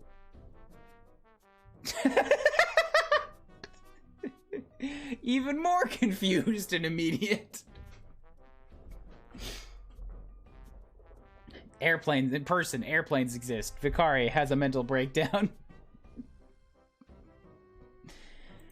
Yeah, this guy's a little... like, more so than other trolls. Wonky. Tell him you've never heard of such a thing. Okay. But the future is ours to build, my strange hued and unhorned comrade. What do you think? Does it excite you? Do my ideas rattle your buttons? You can't help but notice that he's referred to you as a chum and comrade, but friend hasn't made an appearance yet. Do synonyms count? Or is it just a tick of his speaking style? You look as earnest as you can and nod vigorously. You are almost positive this is the thing he really wants you to express interest in. Ah, the truth will out. You and I share this furtive passion for the indulgences of the air, a dialogue between a troll, a flying machine, and the stars. We're further away from the stars than we would be in a spaceship, you see. I cannot stress enough how different of a thing this is. You can't decide between nodding and shaking your head here, so you furrow your brow and do your best to look thoughtful, like maybe you're contemplating the differences. This fellow's demeanor towards you is definitely shading towards to the more temperate climate zones. Certain physical needs are starting to assert themselves. You're still pretty banged up from your previous adventures, but right now the aching of your stomach is screaming for attention. You humbly ask your friend-to-be if there might be any chance of getting a bite to eat. Ah, but of course. Why, if I'd known you had a rumbling in the old digestion bladder, I would have shut my appetite sweet temper a good old nausea yamarooney what ho. Now how shall we obtain victuals? We can venture into the great unknown, which is to say out of my hive, or we can stay up here beholden to whatever twists and turns the lady for luck has in store for us in the nutrition block. What you say, new timer? Why does this guy have so many choices? Stay in the hive. You tell him any food he has in the house will be fine. Surely staying here will get you fed more quickly. Not a problem at all, my fine and fervent fellow. However, I believe 200 souls such as ourselves have more ways of communicating than words alone. I think I'm grasping the meaning behind your request. The signal from your transmitter is pinging my cranial lobes receiver. I see what you're after is truly food for the soul. You definitely meant food for the body. You're looking for an opening where you might gently correct your new buddy, but he seems to be working himself up to say a lot more things. Stranger danger. The delectable nutrition of what a troll's truly being craves, the sustenance of thought, of imagination, desire, that which nourishes the self better than the finest grub noodles. Art, passion, science! You must have a hankering to see my flying machine design sketches! Despite your troubles, you can't help but think his enthusiasm is kinda sweet. You nod weakly. You make one last attempt, indicating the food might strengthen you fully to appreciate his work. No need to worry, I am fully confident in your ability to take my glorious blueprints. You have shown yourself to have quite a sturdy noggin and a discerning gander bulb. I would welcome your input. Warmth blooms in your stomach. It feels nice to hear him compliment you. You're not sure what you've actually done to earn his praise, but you definitely don't want to ruin this. Maybe seeing his designs will be fun, even on an empty stomach. Maybe it'll really nourish you on a level that'll help you forget about the prosaic earthly nourishment you thought you wanted. You tell him you're in. Not so fast. That which I'm planning to reveal to you is what I keep closest to my torso pillar. It's not that I don't trust you, my footloose and horn-free cohort, but I think I would like to trust you a little more before vivisecting myself and displaying my bleeding organs before your penetrating gaze, which is a metaphor for exposing my portfolio. Might have trouble with you participating in a small trust trial. No problem. Your bud insists you make yourself comfortable while he gets a few supplies. After a few minutes, he returns with a fistful of fabrics in different colors. Here's what I've been bouncing around the old brain box of my buddy-o. I'm going to tie this blindfold around your face, and I'm going to give you some instructions. And you're going to try to locate the case where I keep my treasured sketches. If you can find it, that means we got to trust each other deeply. Just like two wings working in unison to achieve liftoff. That's how things work. I'm still figuring out the principle of the matter. What a romp, are you up for it? It's too late to turn back, and really you don't want to. It's kind of a relief to have him tell you what to do to earn his friendship in plain terms. As plain as this guy's terms ever get. You give him a thumbs up. Now we're on the trolley. He quickly ties the fabric around your face. Time's upon us. Time for the inaugural flight of our deepening bond. Time to nudge our fledged companionship out into the nest to see what happens. Your new friend starts to direct you around the room. To the left. No, my left. Okay, sorry, I meant your left. And now onwards to the glorious boots of the light before us. You smile weakly, doing your best to follow his instructions. He sounds happy, so you must be getting somewhere. Almost to the doorway. 3 steps forward if you will be so... Wait! Crash. You stagger backward. You hear yourself wheeze. The shock has totally knocked your lungs out of commission. Your chest jerks in tiny contractions as you grasp for air. Oh, beans. Ding dang darn it. There's no pain, just an intense pressure focused on the center of your face. Right around where you ran into something, face first. You pull at the blindfold and you hear footsteps, which probably means your new friend is rushing over to help. He gets the blindfold untied, his face swims into your vision. He looks utterly gobsmacked. I'll be a Hornsby scrub food. Everything copacetic, new pal? You put your head to your face and touch something wet. When you pull your fingers away, they're covered in blood. Your nose isn't gushing or anything, just sending out a couple rivulets to let you know it's having a bad day. It's not so bad. You tell your acquaintance this, but he doesn't look any less horrified. Shivering stratocumuli. All this time I've been testing you to see if I could place the tender gift of trust in your declawed little hands, and here you've bestowed upon me the greatest trust of all, knowledge of your non-standard hematological attributes. I am truly honored, flabbergasted, absolutely pushed to the brink of rationality by such a display of faith. Never mind the trust Charlie deserving me in the sketches is right here. I'll be right to check your baby back to his hindquarters. You sit down on the floor again, wiping the blood off your face. You're not going to question the stroke of luck you've been shown. Why, if you knew bleeding was the key to his affections all along, you could have encouraged some blood from the sites of your multiple injuries. No matter, you sniff the last of the blood back up into your nostrils, tasting metal at the back of your throat. When your almost friend returns, he drops a big stack of papers onto your lap. You page through the designs. The first few are rudimentary, mostly variations on spaceships, with some little notes like how to make it not reach escape velocity and less jet fuel, shape could be less aerodynamic. But as you keep going, the designs get pretty interesting. One seems to rely on some big rotating snails to achieve lift, another shows a light frame body attached to 4 jointed wings. You briefly wonder what he plans to make the wings out of before you see the note stating that these are dragon wings. Floated up scribble states... A follow-up scribble states flapping mechanism, how to soften rigor mortis. But hang on, you take a closer look at the machine's frame. This guy's sketch is pretty detailed. The frame doesn't seem to be made of wood or aluminum, but smaller individual shapes lashed together with some kind of cord. Maybe it's just the macabre aesthetic, but you think it looks like bones? You look back at the other designs. Neither you look at it, the snails on this one have a texture that might be leather, or something similar. The sketches themselves are picked out in a variety of colors, not dissimilar from some of the brand new blood colors you discovered lately. Oh boy. You've been down on this creepy alien road before. Using your lightest, most jocular tone, you question the bone shapes. You soften your words with a big, not freaked out smile. What's that? Well, I'm not a construction professional, you know. Gotta make use of what's available. Only cold low bloods and grubs, of course. Not an ounce of insurrectional spirit in this fellow over here. Fear not, unhorned one. These wacky cultural differences. You just misunderstood. You take refuge in your old standby of nodding and smiling.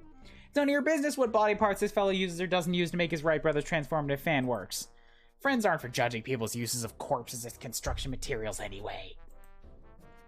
You know, when you crash landed on my planet, I had no idea what to think. Vicari, old boy, you really shot the balls now. That's what I told myself. Don't ever shoot the balls. Don't.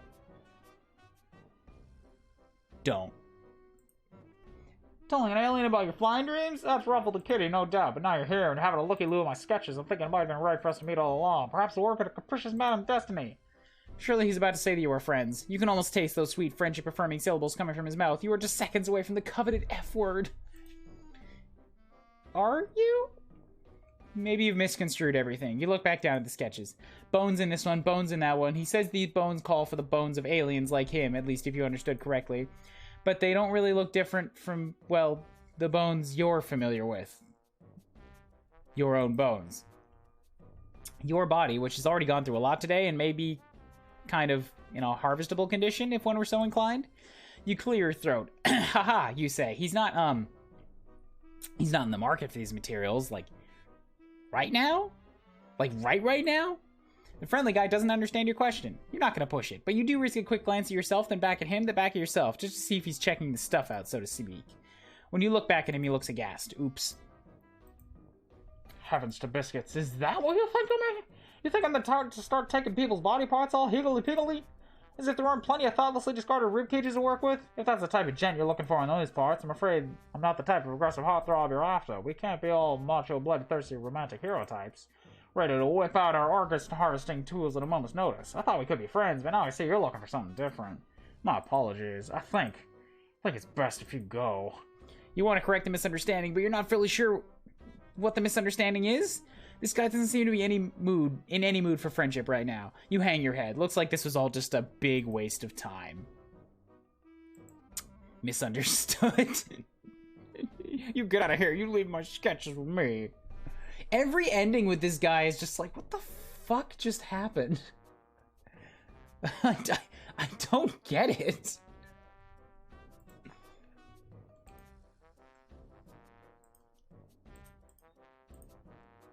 Okay, I guess that was what happens if we stay in the hive. Was there another choice after that? I don't remember. From your budding chum's words, it sounds like he himself isn't sure if there's any food in the house. Best to risk it and go outside. Now that I know more about Fikari, kind of, I think I understand him less. Top choice, buckaroo! Foraging is how I while away most of my time, after all. It's just one small matter to trouble the old brain power. If we're venturing into the unknown yonder, we should obtain some chow from my Lucis. He'll be a real grumpy Gustav if he goes too long without his nosh. You draw yourself up proudly. It's taken a lot of bizarre run-ins and harrowing close shaves, but you know all about Lucis. You inquire about Gustav? What a card you are. No, my Lucis. I call him the Canary. He whips out a photo. It shows a smaller version of himself. His horn's nothing but stubs. A far too big pair of aviator goggles slipping off his nose. Standing behind him is a large white fowl, big scraggly wings folded back against its body. You want to say an emu? Whatever it is, it's definitely not a canary. I'm back. Also, I hope you didn't go with the pilot. What is on screen right now, noob?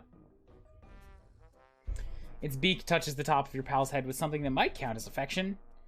He's not a persnickety sort. All kinds of bugs and leaves will tickle his fancy. Shall we away? Shall we greet the horizon that rushes forward to meet us with astounding grace? Shall we give ourselves to the current of time's great river? Sure, you tell him. You can leave the house. It's getting a lot easier to pay attention to only the words this guy says that actually make sense. You kind of enjoy his way of speaking. If nothing else, it kind of gives you the feeling that he's really excited about this food quest you're going on together. Your alien pal leads you back through the pulley system and outside again. The trip is not so easy on your bruised ribs. The thing about walking is when you walk, your body moves. That's a bit of a problem. You've had better times is all you're saying. You indicate as much to your companion. Oh boy, oh I hear ya. Moving while attached to alternative surface is the worst kind of hooey. The moment when autonomous flight is invented, trouble's ever closer to the present. Can you hear it approach? The wail of a distant klaxon, the call to adventure. It beckons us forward through the years, a golden thread stretching ever onward to that glorious inevitability. That's not what you meant, but his excitement cheers you up a little. Maybe you'll feel better in the future when someone invents flight on this planet. Certainly by that time, either you'll be further along in your healing or dead. Either way, thinking about that future brings a rosy glow to your heart. You ask your buddy where you're going next.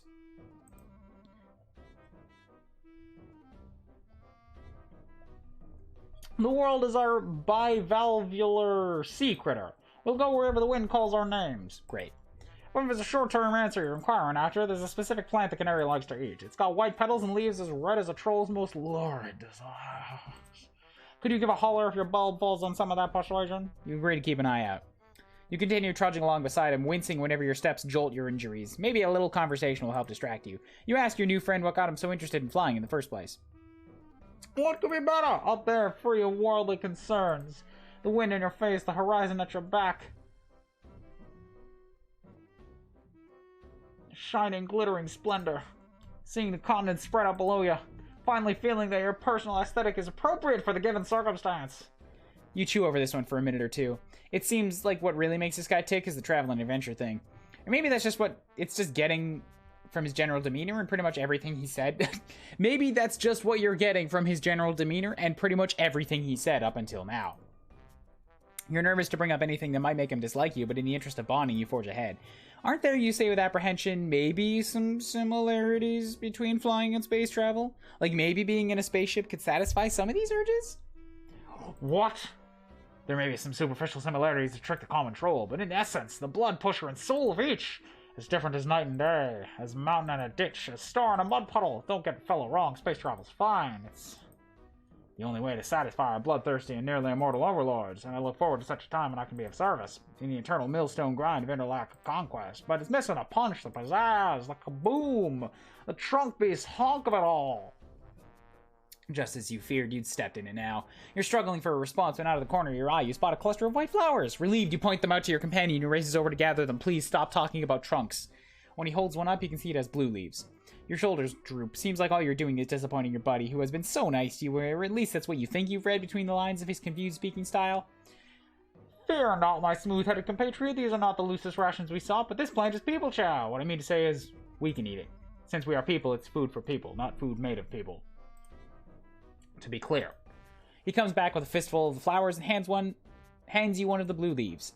You're not at all sure that food that's safe for your buddy will be safe for you, but at this point you don't have much to lose. Besides, with the way your stomach is groaning, it might as well be a perfectly seared snake. You put it in your mouth. Steak, I mean.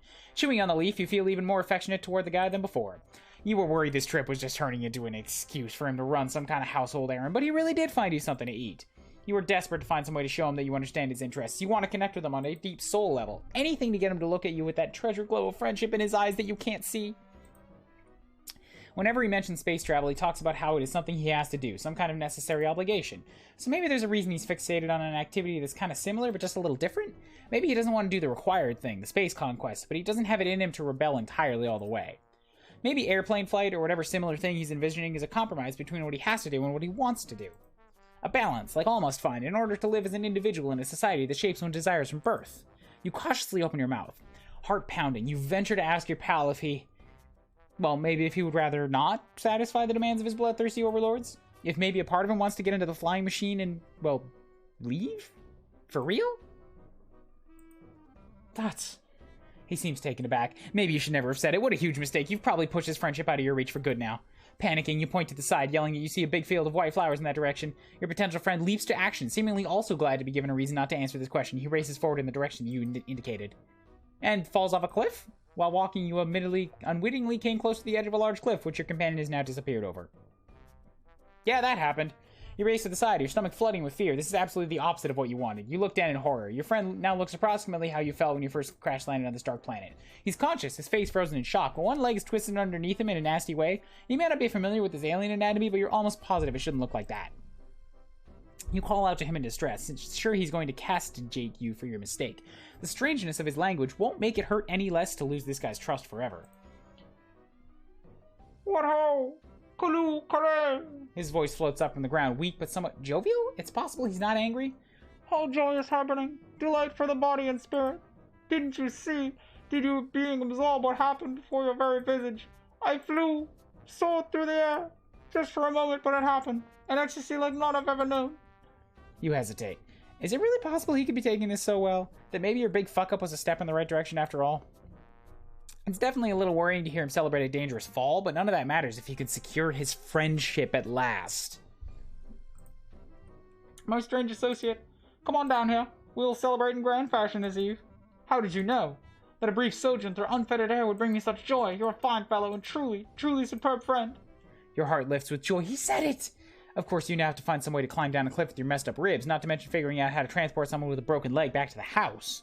You're not really sure if that's possible, or when the adrenaline that's got you this far will give out and force you to succumb to your own pain.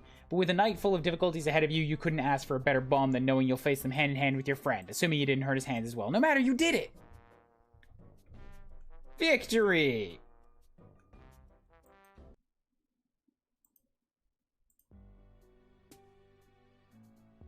Alright, Green, I hope you're happy you subjected us all to that flaming garbage heap. God. Now I have to feel dirty knowing I have the achievement for it. Ugh. Yeah, that sucked. Joey was completely justified in her hate. Not so bad. I would rather do Hot Dog Guy again. Fuck. God, that sucked. Ugh. Don't let the joviousness of my voicing him, like, fool you. That was awful and boring, and I hated it.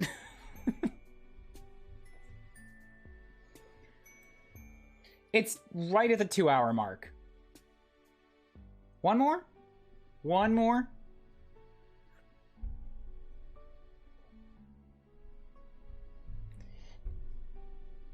Ugh.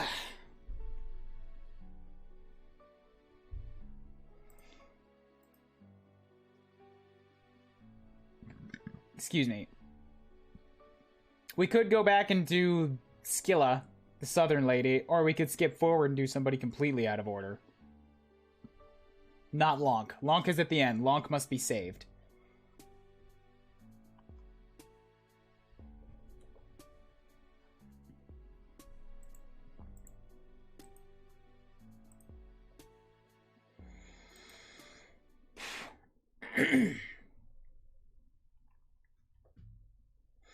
So 4 out of how many? There's like 6, 7, 18 chapters. Fucking Christ. Yeah, we're going to be at this for a while. Good thing Marvin is so far down the list. I want nothing to do with him. This one's going to be interesting. Oh, God, I didn't want to do that.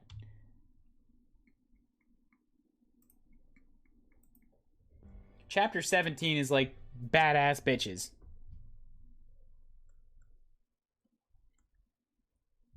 And I want it.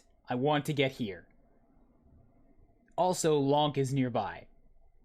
These two I can do without. I see now what you meant when you said the very ending has a spoiler. I was wondering, like, how can just the plate tell you what's going on? I saw a very specific head that I haven't seen in years. Years, I tell you.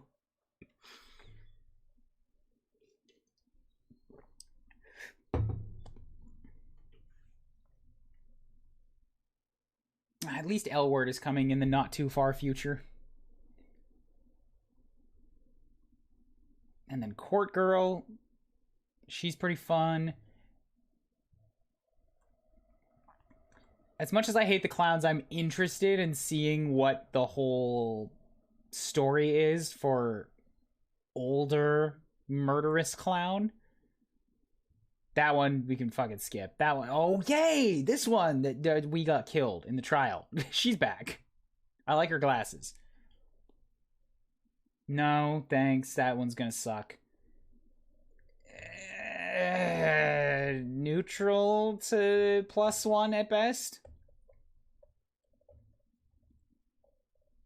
Probably just skip that. Nah. Yeah, there's like a bunch of chapters. We're gonna have an entire stream that's like, I don't give a fuck about any of these guys. We're not yet up to badass bitches. We're currently scraping at the airplane-infused nut brainy.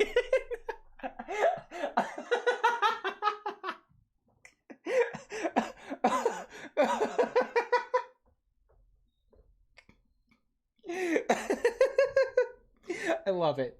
Nut Brainian.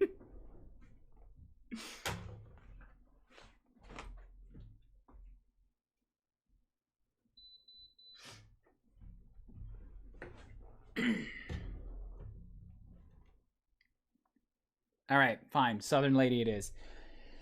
And then that'll be, yeah, the first 4 chapters closed up.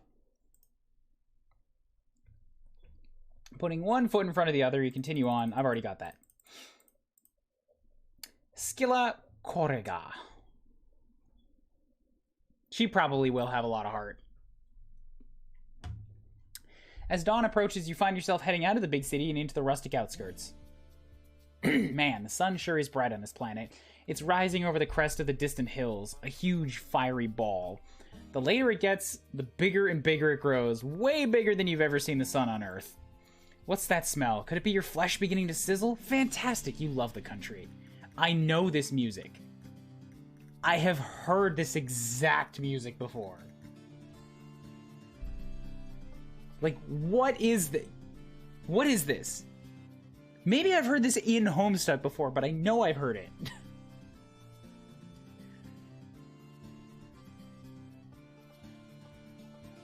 Like, every single beat of this thing this is an extended deja vu. Because I've heard this before. What is this? Does anybody else recognize this? Is this just me? Yes, the whistles.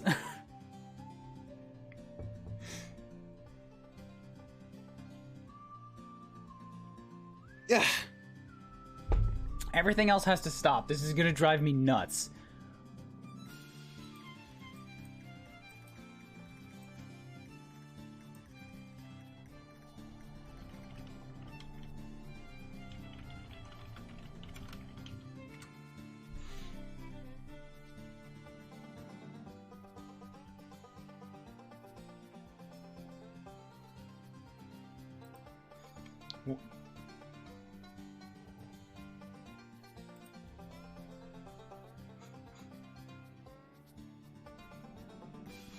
It was okay. This was on one of the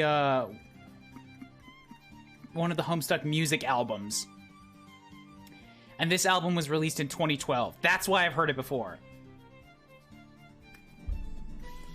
That's why I've heard it before. I don't know where it was used. It may not have actually been used in any of the main comic, but I think I've like heard all the albums.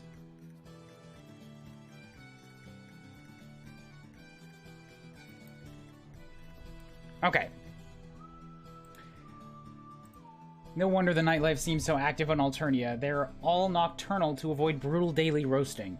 You reach into your pocket for your cool new shades, but you appear to have left them at your friend's house. Fuck. You gotta get yourself together. The recent physical trauma and extensive blood loss has you a little fuzzy. You weren't built for this wilderness survival shit. You're starting to wish you'd just stolen a fucking Lamborghini or something instead of a spaceship. This seriously isn't looking good. The city's too far away now for you to turn back, so you have no choice but to keep walking. I want you to know that I'm only half paying attention to this right now, because half of my mind is stuck on the music that I really obviously recognize. Maybe you can find a cave or a hole in the ground. Maybe you can just cover yourself with grass.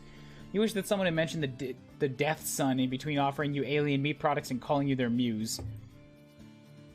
Off to your left in the distance, you catch sight of what might be the shimmer of sunlight on glass. A window? A solar panel? You could seriously clean up a renewable energy with this planet. Should you change your trajectory and go towards the shimmer? It might just be a mirage. Nah, forget it. Honestly, you could probably see this one coming. Yay! Immediate game over.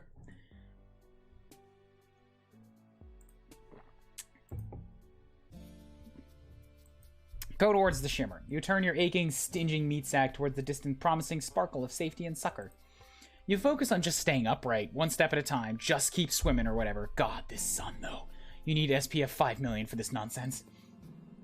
But then, almost like it has picked itself up to come scuttling to meet you, you suddenly find yourself in front of a low structure.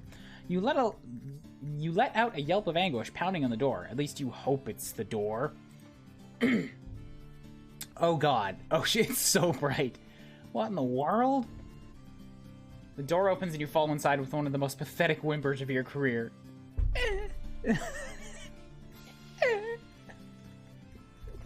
I did it. I did a pathetic whimper.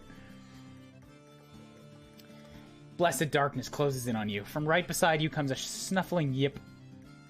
Like some joker is making fun of your dire situation. Something warm and wet glides up your stinging cheek. Hold on, lady. Give him some room. A pair of hands helps you sit up gently. Your eyes haven't adjusted yet to make out more than a couple shapes, one upright and one lower to the ground. Look, noob, they called for a pathetic whimper, and that's what I delivered. I will take your award, because I worked for it.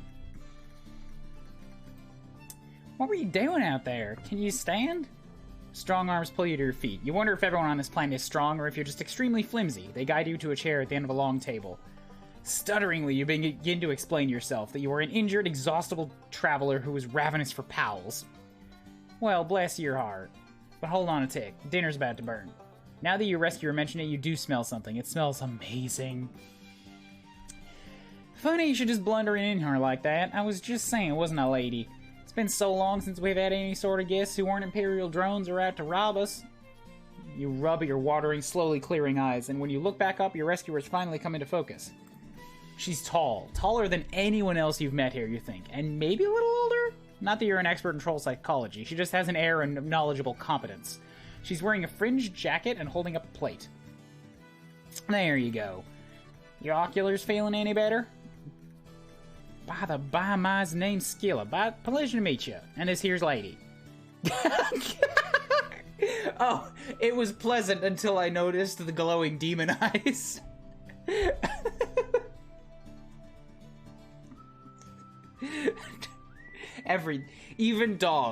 Even dogs have to be bad. On Alternia.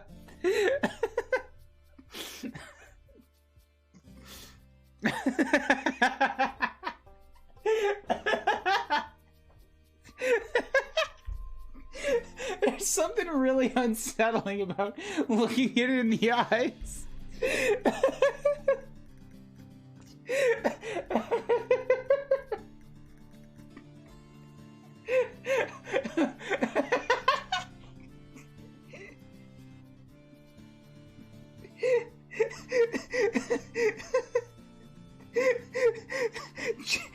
J. Big Bison, I beseech you to return.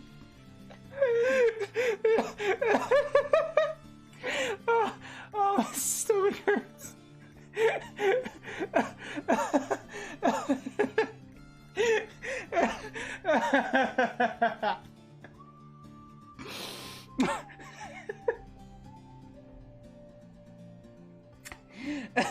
Clearly, we're in the presence of a higher being.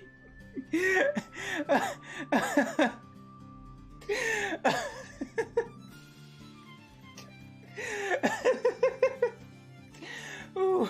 Ooh. Oh. Oh. I love this franchise.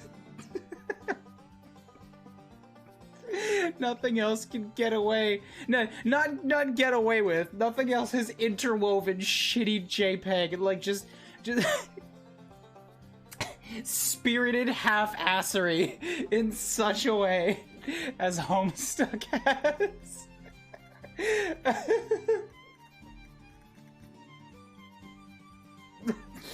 Oh.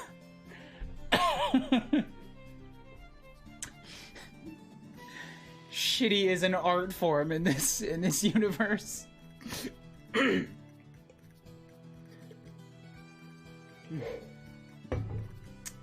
She looks down, and at first you think she means the table, but then you look under the table at the giant monster dog looking up at you. You jolt so hard you almost fly backward out of your goddamn chair. To give Homestuck credit, nothing has made me laugh my ass off to horrible JPEGs as much as this. Whoa there. Whoa, no need for theatrics. It looks a little like one of those lassie dogs with the pointed noses, except enormous and pure white. Its barks practically shake the whole house.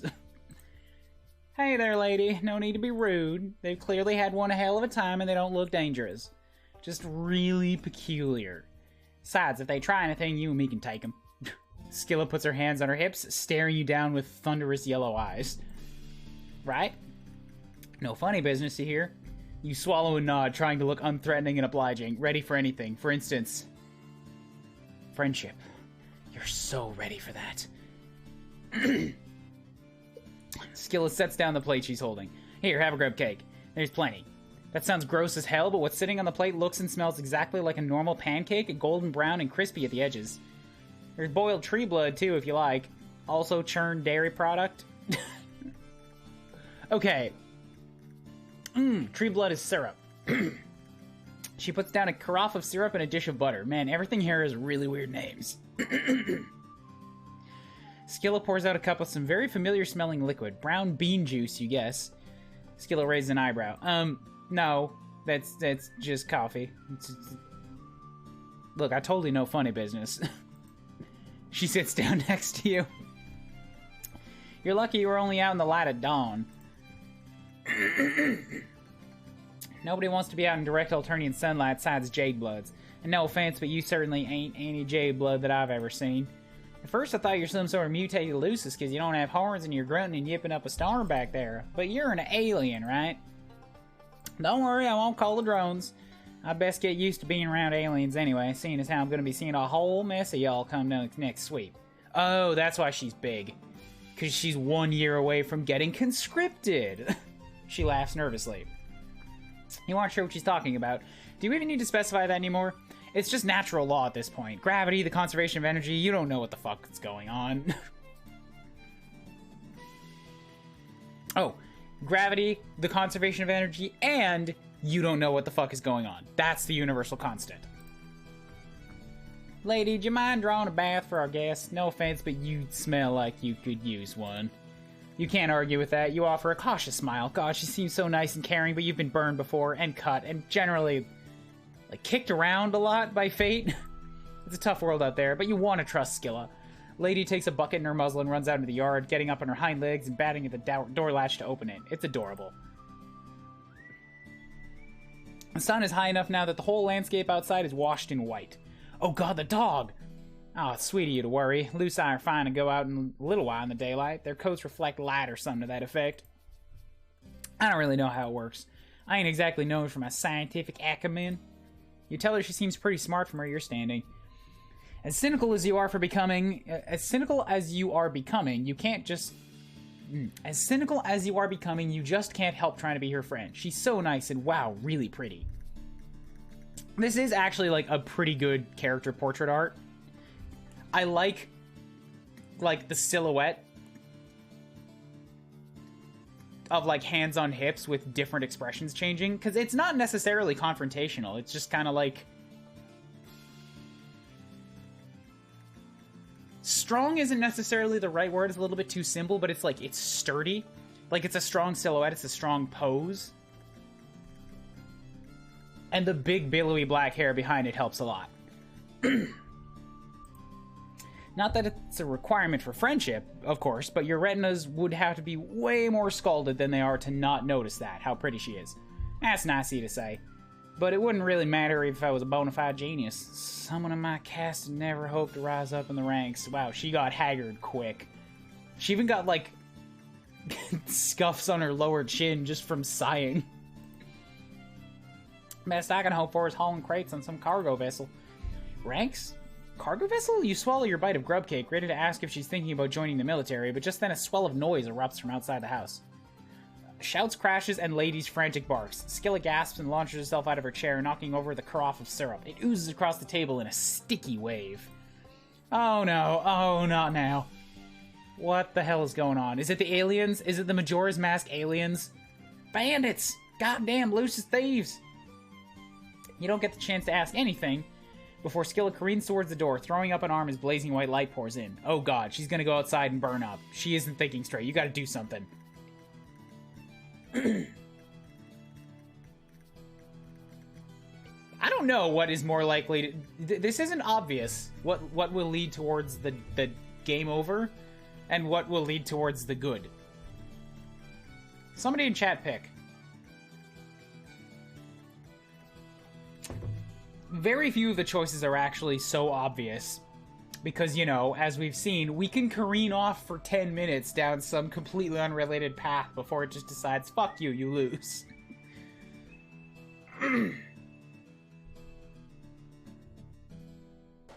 Help. Oh, you guys immediately, with your fucking... tying up the vote before I could even click.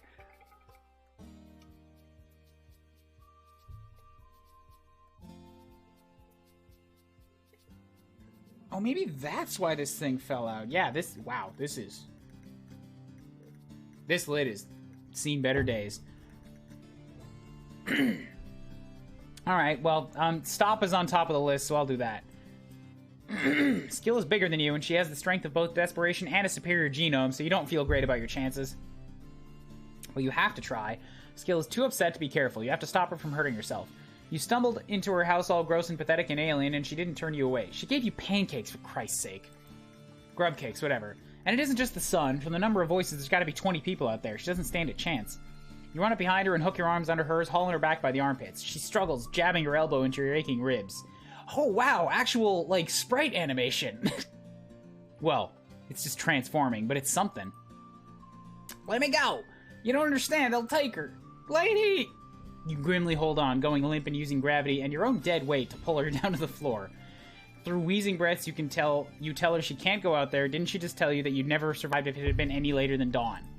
You probably aren't making much sense, but you keep up a stream of worthless bullshit until something catches. Would her Lucis really want this for you, Skilla? Would Lady really want you to sacrifice yourself for her? Skilla goes rigid, and then all the fight drains out of her life like blood down a drain. She sags back into your arms. The two of you watch Lady thrashing in a huge black net as several of the figures haul her away. The sun is too bright to see them clearly, but they appear to be herding more white creatures out of a paddock and into a collection of vehicles. The herd. She says it so quietly you feel it more than hear it. You continue to watch as Lady is packed into one of the vehicles and they drive away, kicking up clouds of dust that glimmer in the brutal sun. You can let me go now. I'm not going to throw myself out into the daylight like a romance novel heroine. You realize how tight you're holding on and loosen your arms, pulling away and sitting up.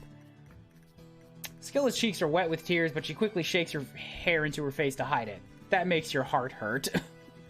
You want to tell her that everything's going to be okay, but you make it a point not to lie to your friends. You have absolutely no idea how it's going to be.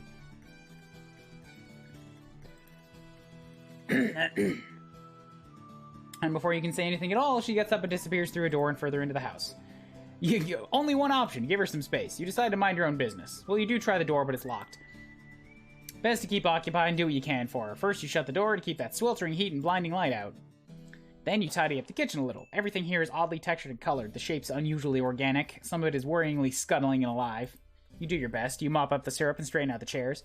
You're just trying to figure out how to get the sink to spit out some water into the dirty dishes when Skilla comes back out. Her eyes are dry and her hair is combed back out of her face. Don't worry about that. You're gonna break something. She plays with one of her beaded bracelets and nervously fidgets one of her fingers. I could never have taken those fellows by myself, especially not in broad sunlight. I want to thank you for stepping in and stopping me. I was overwrought. You nod, accepting her thanks. She doesn't seem overwrought anymore, just numb.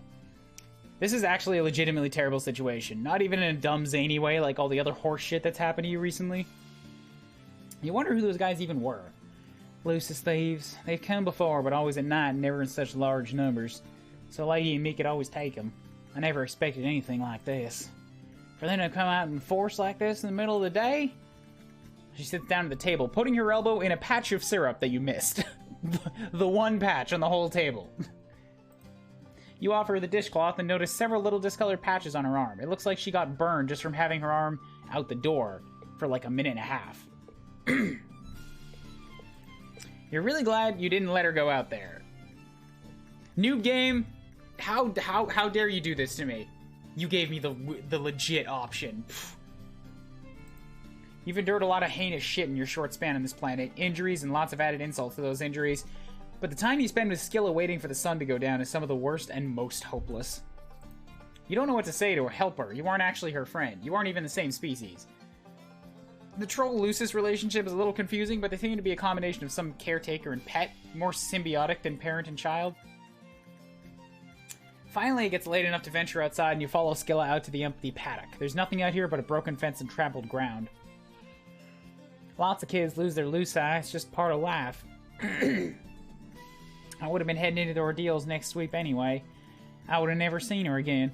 But at least I would have gotten the chance to say goodbye, you know? It's kind of a bummer how resigned everyone on this planet seems to be to terrible things happening. Then again, you guess that's sort of true on your planet too. Existence. Just a goddamn mess.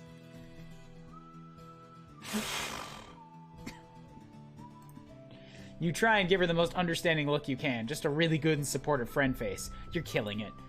Skilla isn't paying attention to your glowing facade. She's reaching into her jacket, pulling out her phone. What the hell? My palm husk is blown up. Oh god. Skilla drops her phone. Excuse me. In the dirt and claps a hand over her mouth. Her eyes sparkle with tears. You pick it up. It's kind of squishy and squirms in your hand a little, which you don't love. You also don't love what's on the screen. It's a troll in a mask, holding a gun on Lady, who's still in that net, baring her teeth. The gun looks fake. Kind of like a Nerf gun?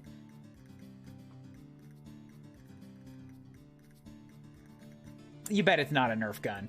The photo is accompanied by more of that spiky text you can't read. How can you understand the Alternian spoken language but not the written? You decide not to think about it too hard. Waste of time. They send a ransom demand. They say if I can't pay, they'll sell her. Troll Luci are valued for their strength all over the galaxy. The heiress knows about the black market, but she doesn't do anything about it. She just takes a cut. You ask how much the ransom demand is for, as if you have a penny to your name. She tells you a number that sounds stupidly large, even without knowing the exchange rate to Earth money.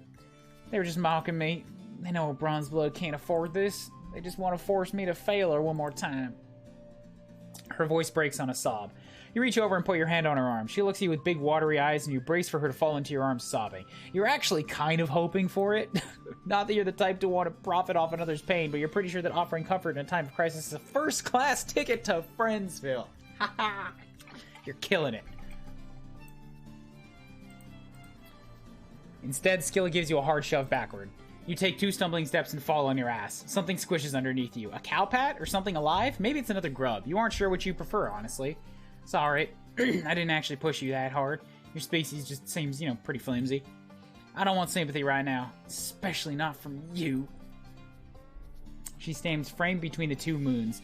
Some trick of perspective making her look just as distant. And just as sad. Not that moons are inherently sad. Whatever, that's not the issue right now. Had Skilla been lying to you before when she said she doesn't blame you? She'd even thank you for stopping her from killing herself. Is this gonna be a fail? Now, I don't blame you. I just can't stand the sight of you. Looking at you reminds me of losing Lady, and I don't think that'll ever change. Sorry. I was really hoping we could be friends. It's just been a really long time since I've seen anybody out here that goes on 2 legs instead of 4. I don't think it's gonna work out. If you start walking now, you can probably make it to the city before sunrise. Or there's a J-Blood colony nearby if you want to inflict your personal brand of assistance on them. Bye. You leave with your proverbial tail between your legs, and the last glimpse you get of Skilla, and she's standing next to the empty paddock staring at the ground. Ha! 10 minutes of bullshit followed by a fuck you, you lose. It happened again.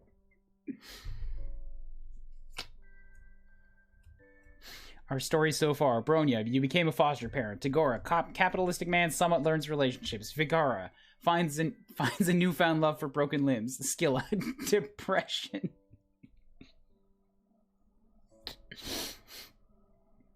You forgot Sarava weed. Yeah, also there was Sarava weed in there. Welp, okay, I guess we need to not stop her. Let's burn to death. Maybe it'll be short, but we'll succeed. What the hell, you've already experienced the Alternian sun. It sucked a whole lot. Maybe now it'll suck less just because of how bad it sucked then. Just like a sliding scale of suckage.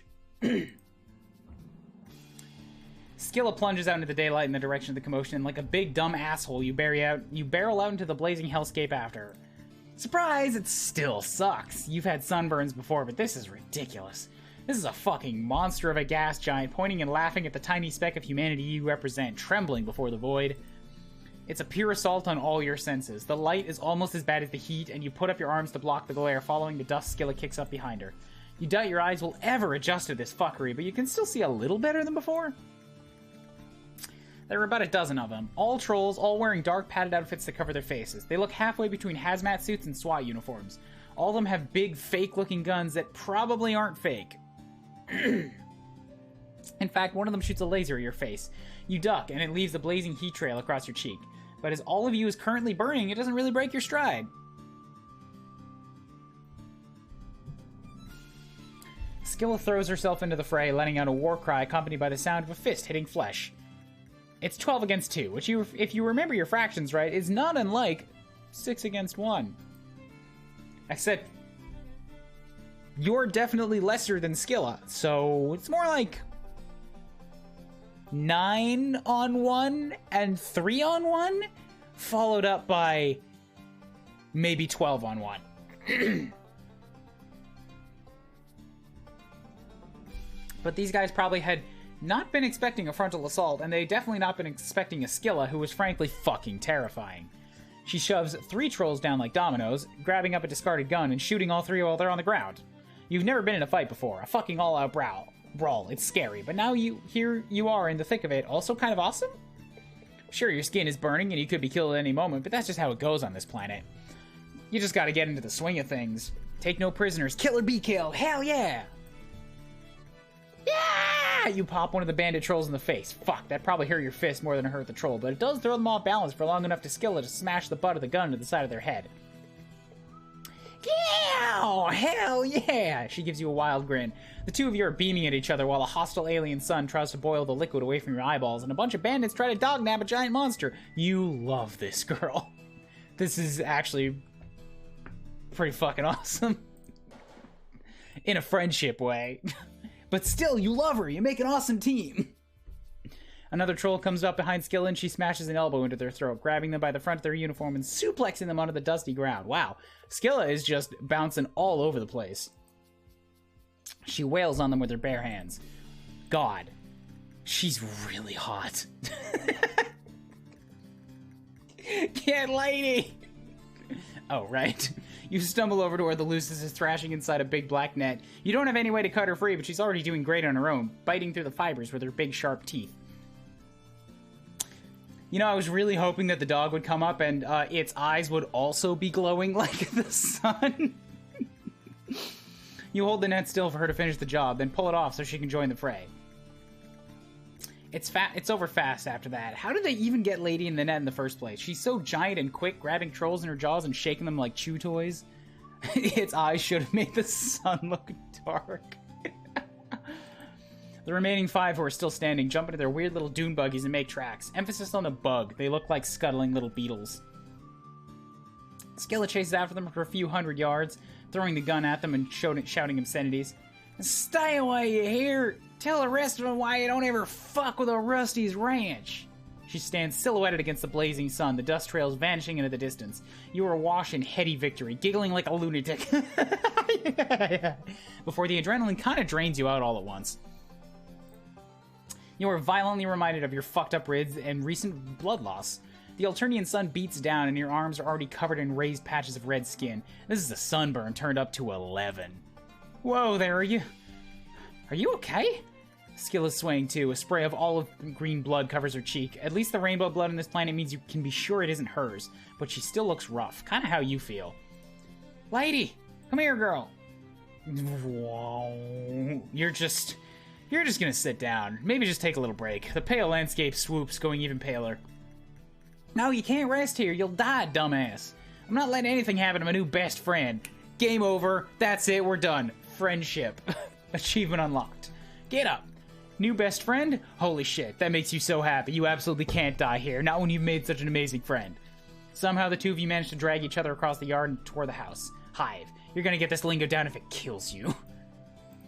Whenever you feel yourself about to fall forward, you lean on Skilla. When you start to fall back, Lady's there to brace herself against the back of your knees. She's such a good Lucis. You wonder if she'll be your friend too. Her muzzle is dripping with a soup of multicolored alien blood. When you get back into the darkness of the hive, you can't see shit. Dang, your species really ain't suited for this kind of environment, huh?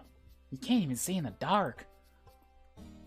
In demonstration, you walk right into the table. You've about had it with tables. You are sworn enemies at this point. Please don't knock down my nutrition platform. I built it myself. She sounds exhausted but giddy. Dang, you really did that thing, didn't you? You kind of want to go in for the hug, but that sunburn is really something. It feels like tiny needles piercing your arms and cheeks. The back of your neck is a colony of fire ants. Oh, yeah. It feels real bad, don't it? Come here, there's only one cure for sun rash. Skilla takes your hand. God, this is next level friendship stuff. She leads you through her hive, and who knows if you're ever going to get all your vision back. Maybe you're just blind for life. You'll have to get a cane and a whimsical aesthetic and learn to navigate the world by smell alone. Nah, that'd be stupid. Who could ever make a character like that? It's just fucking dumb. Here we go. My coop isn't huge, but you're kind of scrawny. What are you waiting for? Take your clothes off. Man, the sun must have fucked with more than just your eyes, because you could have just sworn that Skilla told you to take your clothes off. Y'all are seriously not getting into my Recupera-kun in those filthy rags. I'm not even sure what those clothes were supposed to be originally. Yeah, you aren't so sure about your look either. Another new friend of yours told it was rad, but you were both a little high at the time.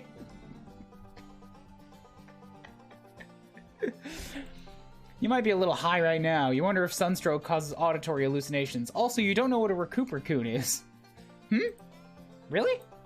What the heck do you sleep in on your planet? You hear rustling, followed by the sound of clothes hitting the floor, and then a weird gloop gloop, like someone getting into a bathtub, only thicker. If a troll didn't have soap, well, I don't really know what had happened, but I reckon it wouldn't be great. It can speed the healing process for burns and small wounds. I'm not sure what it's going to do to your weird alien anatomy, but I don't see how it's going to make it any worse. You tell Skilla that in your experience, things can always get worse. Especially from her perspective right now, since she's about to see you naked. Nothing like little self-deprecating humor as an A+ cover for crippling insecurity. Skilla laughs. Come on now. I'm sure you're a perfectly healthy example of your species. Just get in already. I promise this ain't any sort of pale solicitation. Or flush, for that matter. I know it's awkward, but I only got the one coot. Right, okay, yeah, you can totally do this. You can make this not weird. Of course, you trip taking off your goddamn pants, and Skilla starts laughing all over again. Not in a mean way, more in a chill, please join me in my slime bathtub old way. Old chum way. In a non-awkward way. In a friend way. Victory. Gross. Gross. Why is the belly exposed? Why are you crisscrossing her? Head to toe, man. Head to toe. That's the only way to make it not weird. This is such a perfectly awful picture to end this stream on. I just realized what's going on. Yeah, just a little naked healing bath together. It's fine. Don't make it weird on Reggie. We finally made, like, probably the best friend in this game.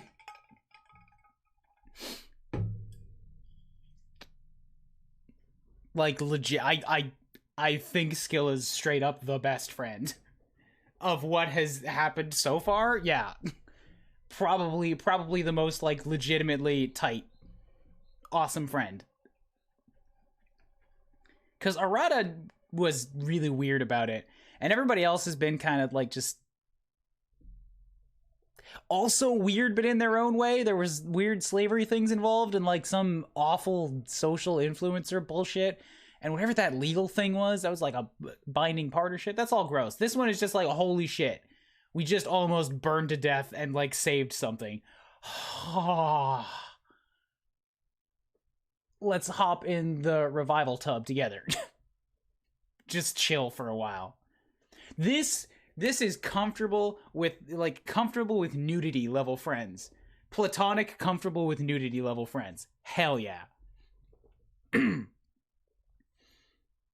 That was great. Also, I chose the bad ending on purpose for dramatic effect. Did you know this? Did you know this, game noob? Or was that a complete accident like it was with me? Easily the bestest friend, though that's not saying much. I have high hopes for L-Word. Although I don't know what gender this person is supposed to be. Maybe nothing. So it could be that L-Word is super into us, or it could be that she's just, like, completely not. I don't know.